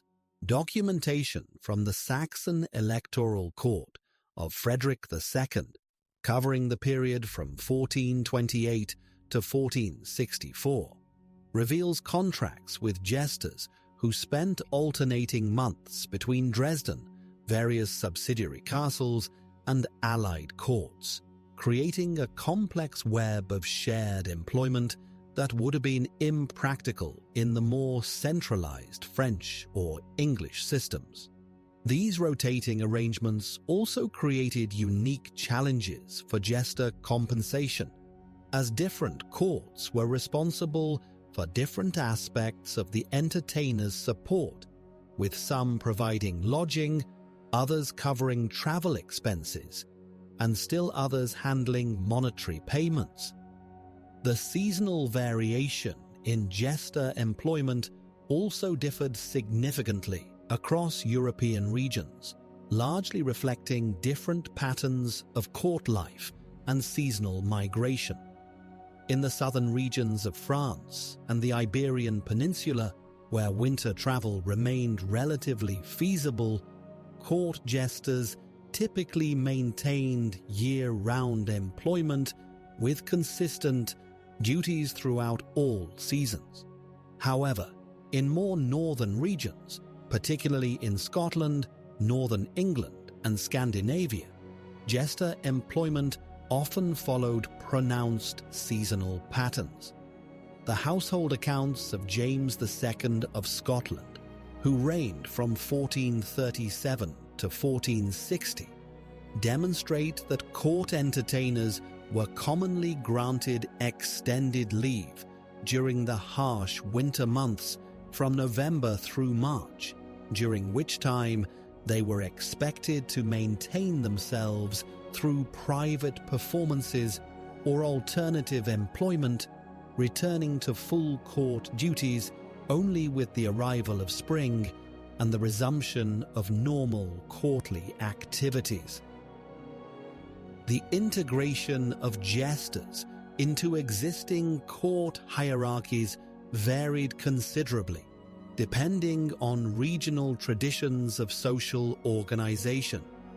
In the Byzantine-influenced courts of southeastern Europe, particularly in regions that had maintained connections to Constantinople's imperial traditions, court jesters were typically assigned specific ranks within elaborate ceremonial hierarchies that had been refined over centuries. The court of Stefan Dušan of Serbia, who ruled until 1355, and his successors maintained systems where entertainers held formal positions comparable to minor officials, complete with specific ceremonial duties, prescribed interactions with various levels of nobility, and carefully defined protocols for their participation in religious and state ceremonies. This highly formalized approach contrasted dramatically with the more fluid arrangements observed in Celtic regions, where court entertainers often functioned as part of ancient bardic traditions that predated formal court structures, operating with considerably more independence and often maintaining simultaneous relationships with multiple noble families within a region. The documentation requirements for jester employment also reflected different regional approaches to record keeping and administrative practice. The meticulous Germanic tradition of administrative documentation meant that jester employment contracts from courts, such as those of the various Bavarian dukes, contain extraordinary detail regarding expectations, compensation, disciplinary procedures, and termination conditions. Records from the court of Albert III of Bavaria, covering his reign from 1438 to 1460, include contracts specifying not only the basic duties expected of court jesters, but also detailed schedules for their availability, restrictions on their interactions with foreign dignitaries, requirements for their participation in religious observances, and even specifications regarding their dress and personal hygiene. Such comprehensive contractual arrangements were far less common in regions with stronger oral tradition influences, such as Ireland and Wales, where jester employment arrangements were more commonly based on traditional relationships and verbal agreements that were rarely committed to written form. The mobility expectations and restrictions placed on court jesters varied substantially across different regions, reflecting broader patterns of political control and cultural exchange. In the relatively open borders and frequent diplomatic interactions characteristic of northern Italian city-states. Court jesters often served informal diplomatic functions, carrying messages, observations, and cultural intelligence between allied courts. The jester Kunz von der Rosen, whose career spanned approximately 1515 to 1545, appears in numerous diplomatic correspondence and court records that reveal a role emphasizing political satire and commentary on international affairs. A 1528 report from the imperial court describes von der Rosen performing elaborate comic routines that satirize the diplomatic negotiations surrounding the League of Cognac, suggesting that imperial jesters were expected to remain informed about and comment upon complex international political developments. Documentation of Will Sommers' later career reveals how court jesters adapted to changing royal personalities and political circumstances while maintaining their professional positions. Following Henry VIII's death in 1547, Sommers successfully transitioned to serving the young Edward VI, though records suggest his role became more circumscribed under the Regency government led by Edward Seymour, Duke of Somerset. The Privy Council records for 1547 and 1548 show continued payments to Sommers but also indicate new restrictions on his access to the young king and limitations on his participation in court ceremonies, reflecting the more cautious approach to royal entertainment adopted during Edward's minority. The career of Will Sommers provides particularly valuable documentation of how aging jesters managed the physical and intellectual demands of their profession. Records from the early 1540s include several references to Sommers' declining health and occasional inability to perform his usual duties, leading to the appointment of assistant entertainers and the gradual delegation of certain responsibilities to younger court performers. A 1543 letter from the court physician to Thomas Cranmer discusses Sommers' treatment for what appears to have been chronic joint pain, likely resulting from decades of physical comedy and acrobatic performance, illustrating the occupational hazards faced by professional entertainers of this period. The documented relationship between Will Sommers and Henry VIII's various wives provides insight into how court jesters navigated the complex personal relationships within royal households. Records suggest that Sommers maintained cordial relationships with most of Henry's queens, though his interactions with each reflected their individual personalities and court positions. Contemporary accounts describe Sommers' particular friendship with Catherine Parr, who apparently appreciated his scholarly inclinations and classical education, while noting his more cautious approach to Anne of Cleves during her brief tenure as queen, suggesting that experienced jesters learn to adapt their behavior to the preferences and temperaments of various royal family members. The comparative analysis of Will Sommers and his European contemporaries reveals significant variations in how different courts structured and compensated the jester role during the early to mid-16th century.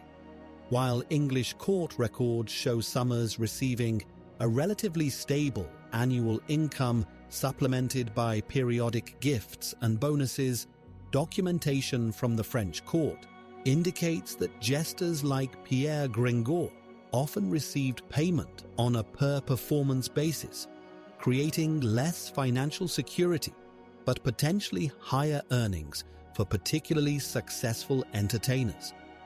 Imperial court records suggest yet another model, where jesters like Kunz von der Rosen received land grants and feudal privileges in addition to monetary compensation, reflecting the different administrative structures and reward systems operating within various European governmental systems.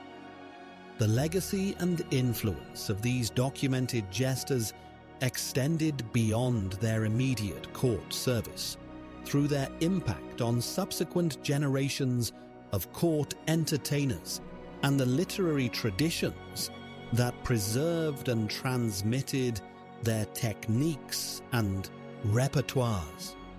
Will Sommers' influence can be traced through references in works by later English dramatists, including several plays by Shakespeare that appear to draw upon documented accounts of Sommers' relationship with Henry VIII. Similarly, the satirical traditions established by figures like Francisco de Zúñiga continued to influence Spanish court culture well into the 17th century, with later court entertainers explicitly modeling their approaches on techniques and themes documented in Zúñiga's surviving works and contemporary descriptions of his performances. These documented influences, however, represented largely retrospective appreciation for a tradition that was already experiencing significant institutional decline by the opening decades of the 15th century. The period from approximately 1400 to 1485 witnessed what contemporary administrative records describe as a systematic reduction in the formal court positions traditionally allocated to professional jesters across most European royal establishments. Historians believe this decline resulted from a convergence of several administrative, economic, and cultural factors that fundamentally altered the organizational structure of medieval court life during this transitional period. The earliest documented evidence of this systematic reduction appears in the household accounts of Charles VI of France, where records from 1403 indicate the elimination of 3 previously established jester positions due to what the court treasurer described as necessary economies in non-essential entertainment expenditures. Similar administrative decisions appear in the surviving financial documents of the Burgundian court under Philip the Good, where household reorganizations conducted between 1407 and 1419 resulted in the consolidation of multiple entertainment roles into single positions, effectively reducing the specialized function of traditional court jesters. These administrative changes reflected broader shifts in how medieval courts allocated their increasingly strained financial resources during a period marked by ongoing military campaigns and territorial disputes. Economic historians have identified the decade following 1410 as particularly significant in this administrative dissolution, as multiple European courts simultaneously implemented what surviving documents describe as rationalization measures, affecting various categories of court personnel. The English royal household accounts from the reign of Henry IV, for instance, document the elimination of 2 hereditary jester positions in 1411, with the affected individuals receiving monetary settlements rather than continued employment. Records indicate that these settlements, while financially generous by the standards of the period, represented a clear departure from the previously established tradition of maintaining these positions across multiple generations of the same families. The court of Alfonso V of Aragon provides particularly detailed documentation of this transition process, as surviving administrative correspondence from 1413 to 1428 chronicles the gradual absorption of traditional jester functions into the broader category of court entertainers without specific professional distinctions. Contemporary letters between court officials discuss the practical advantages of this consolidation, noting that multi-skilled entertainers could fulfill various ceremonial and entertainment functions previously divided among specialized roles. This administrative efficiency, while practical from a management perspective, effectively eliminated the distinct professional identity that had characterized medieval court jesters throughout the preceding 2 centuries. The cultural factors contributing to this decline proved equally significant, as changing intellectual and artistic preferences among European nobility began to favor different forms of court entertainment during this period. Records from the court of René I of Anjou, dating from approximately 1435 to 1442, document a notable shift in entertainment expenditures toward musical performances, theatrical presentations, and literary recitations, rather than the traditional improvisational wit and satirical commentary associated with professional jesters. Contemporary accounts describe this transition as reflecting the influence of humanist educational principles, which emphasized classical learning and artistic sophistication over the more populist entertainment traditions that had sustained jester roles throughout the earlier medieval period.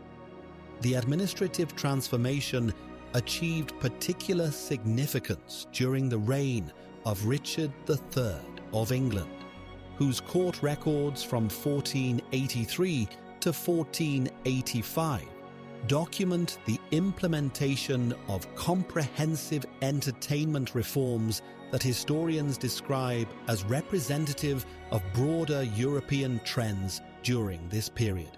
Contemporary accounts indicate that these reforms emphasized ceremonial dignity and formal protocol over the informal accessibility that had traditionally characterized jester audience interactions. The surviving financial records show corresponding changes in court expenditure patterns, with increased allocations for formal ceremonies and decreased funding for spontaneous entertainment activities. The court of Maximilian I of Austria, though technically extending beyond the 1485 endpoint typically associated with this transitional period, provides crucial documentation of how these administrative changes were consolidated and formalized during the final years of the 15th century. Records from Maximilian's early reign describe the codification of new court entertainment regulations that effectively institutionalized the elimination of traditional jester roles, while establishing alternative positions designed to fulfill similar functions within more structured administrative frameworks. Contemporary chronicles from this final period consistently describe these administrative changes as reflecting broader cultural transformations rather than simple economic or practical considerations. The Burgundian court historian Philippe de Comines writing during the 1480s, characterized the elimination of traditional jester positions as symbolic of evolving concepts of royal authority and courtly behavior that emphasized formality and protocol over the informal accessibility that had sustained medieval court culture throughout previous centuries. Similar observations appear in Italian diplomatic correspondence from this period, where foreign observers noted the increasing standardization of court entertainment practices across different European kingdoms. The documentary evidence from this transitional period reveals that while traditional court jester positions were systematically eliminated or transformed, the underlying social functions they had fulfilled continued to find expression through alternative institutional arrangements that would characterize early modern court culture.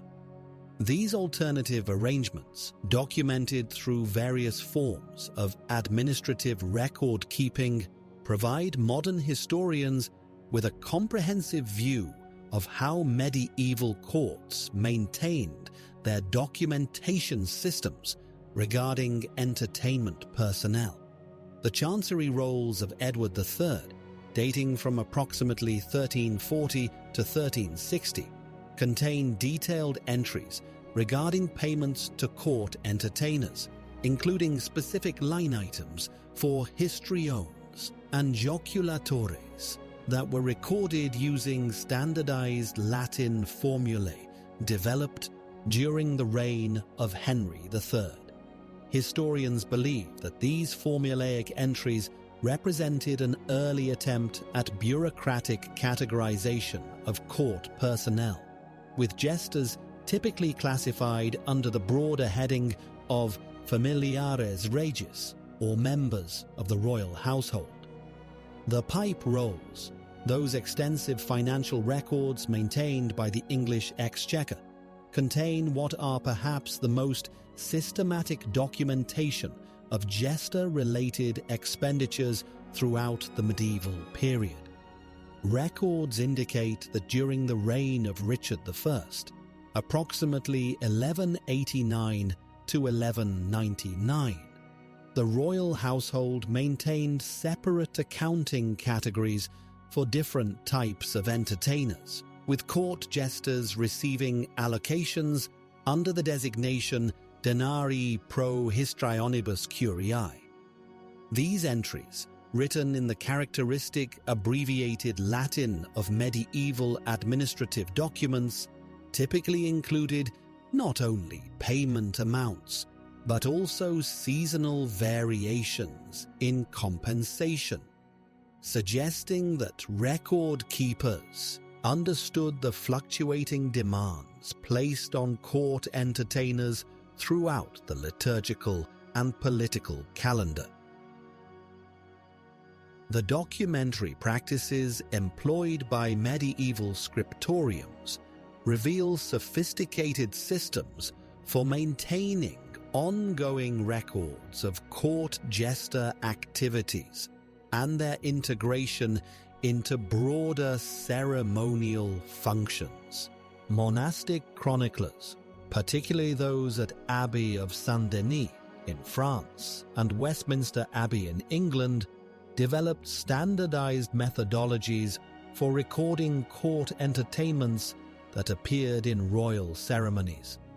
The Chronicle of Froissart, compiled between approximately 1370 and 1400, demonstrates how contemporary observers systematically documented the roles of court jesters during major political events, using consistent terminology and descriptive frameworks that allowed for comparative analysis across different royal courts throughout Western Europe.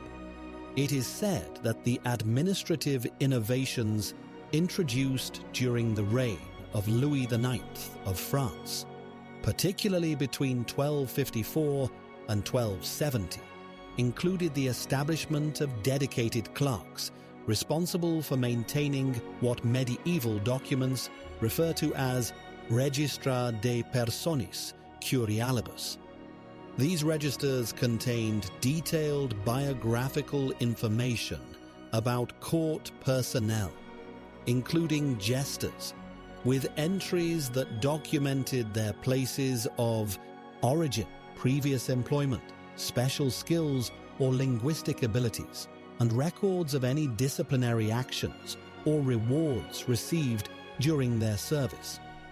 The survival of fragments from these registers, now housed in the Archives Nationales in Paris, provides historians with unprecedented insight into the bureaucratic systems that governed the daily lives of medieval court entertainers.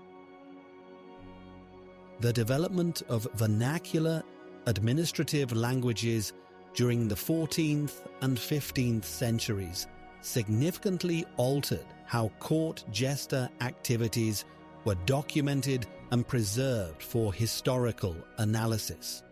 Records from the Burgundian court, particularly during the reign of Philip the Good from 1419 to 1467, show a gradual transition from Latin to French in official documents concerning court entertainers, with terminology evolving from classical histreo to the more specific fol de cour or bouffon. Historians believe this linguistic evolution reflects not merely changing administrative practices, but also shifting conceptual frameworks for understanding the social and political functions of court jesters within the broader context of late medieval governmental structures. The account books maintained by the wardrobe of the English royal household provide detailed documentation of the material culture surrounding medieval court jesters, with entries dating from the reign of Edward II through Richard III, showing systematic records of clothing allowances, equipment provisions, and seasonal adjustments to living arrangements. These records, written in Anglo-Norman French and later Middle English, employed standardized abbreviations and accounting symbols that remain consistent across multiple reigns, suggesting the existence of institutional memory and professional continuity among the clerks responsible for maintaining these administrative documents. Continental European courts developed their own distinctive approaches to documenting court jester activities, with the papal court at Avignon maintaining particularly comprehensive records during the period of the Western Schism from 1378 to 1417. The Registra Supplicationum from this period contain numerous references to entertainers seeking benefices or papal recognition, including several individuals identified as former court jesters who had transitioned into ecclesiastical careers.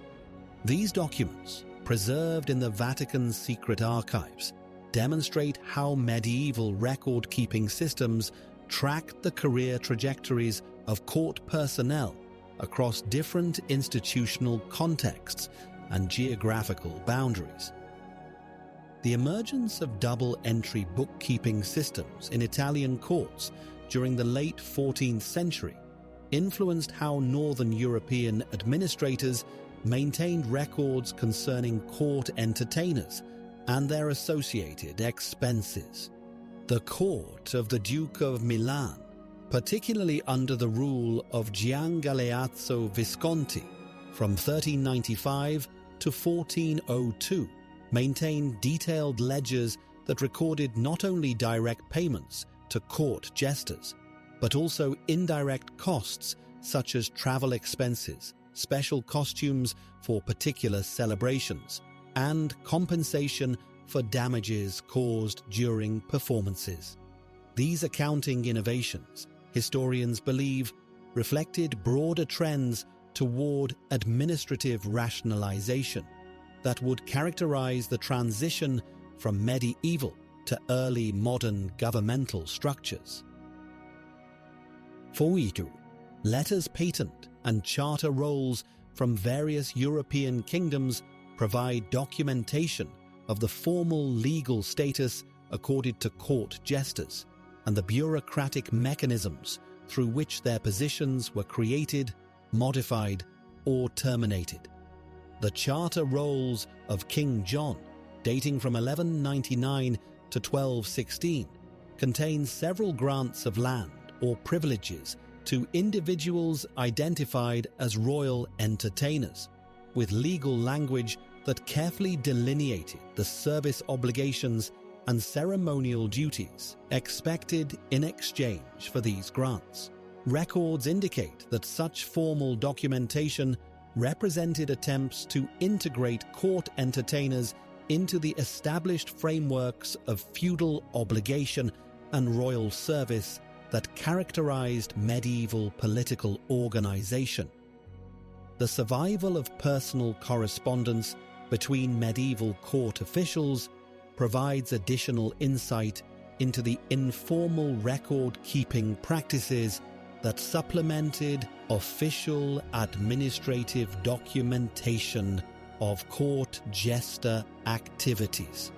Letters between household officers during the reign of Charles V of France, particularly those dating from 1364 to 1380, contain references to the daily management of court entertainers, including scheduling of performances, coordination with other household departments, and resolution of conflicts or disciplinary issues. These documents, written in the cursive scripts characteristic of private correspondence, reveal administrative practices that were not typically recorded in formal governmental records. Archaeological evidence from medieval castle sites has provided historians with material documentation that supplements written records concerning the living and working conditions of court jesters. Excavations at sites such as Windsor Castle and the Palace of the Popes in Avignon have uncovered artifacts and architectural features that historians believe relate to the accommodation and performance spaces utilized by medieval court entertainers. These physical remains, when combined with written documentation, create more comprehensive understanding of how medieval courts organized and maintained the complex social and administrative systems that supported their entertainment establishments. The gradual decline of traditional medieval record-keeping practices during the 15th and 16th centuries resulted in changing approaches to documenting court entertainment activities, with increased emphasis on printed materials and standardized administrative forms. The introduction of printing technology to court scriptoriums meant that certain types of ceremonial documents, including programs for court festivities and formal announcements of appointments to entertainment positions, could be produced in multiple copies and distributed more widely than had been possible with manuscript documentation. By the early 16th century, the documentary evidence reveals that record-keeping practices concerning court entertainers had become increasingly formalized and bureaucratized. The systematic nature of these administrative processes, the careful categorization of different types of performers, the detailed financial accounting, all suggest that medieval courts had developed sophisticated institutional frameworks for managing their entertainment establishments. These documents remain scattered across archives throughout Europe. Fragments of parchment and paper, fading ink recording, forgotten names and dates, evidence of lives lived in service to medieval rulers, whose courts have long since crumbled to dust. The records themselves have become historical artifacts, windows into a world where laughter was regulated, where entertainment was documented, where even jest required administrative approval. In the end, the medieval court jester exists now primarily in these surviving documents, these careful records, these fading entries in long-forgotten ledgers, their voices preserved only in the bureaucratic language of medieval administrators who, centuries ago, set down their names in ink that has now slowly faded to brown. Thank you for studying with the Sleep Scholar. May your dreams be filled with quiet knowledge. Sleep well, and we'll see you in the next lesson.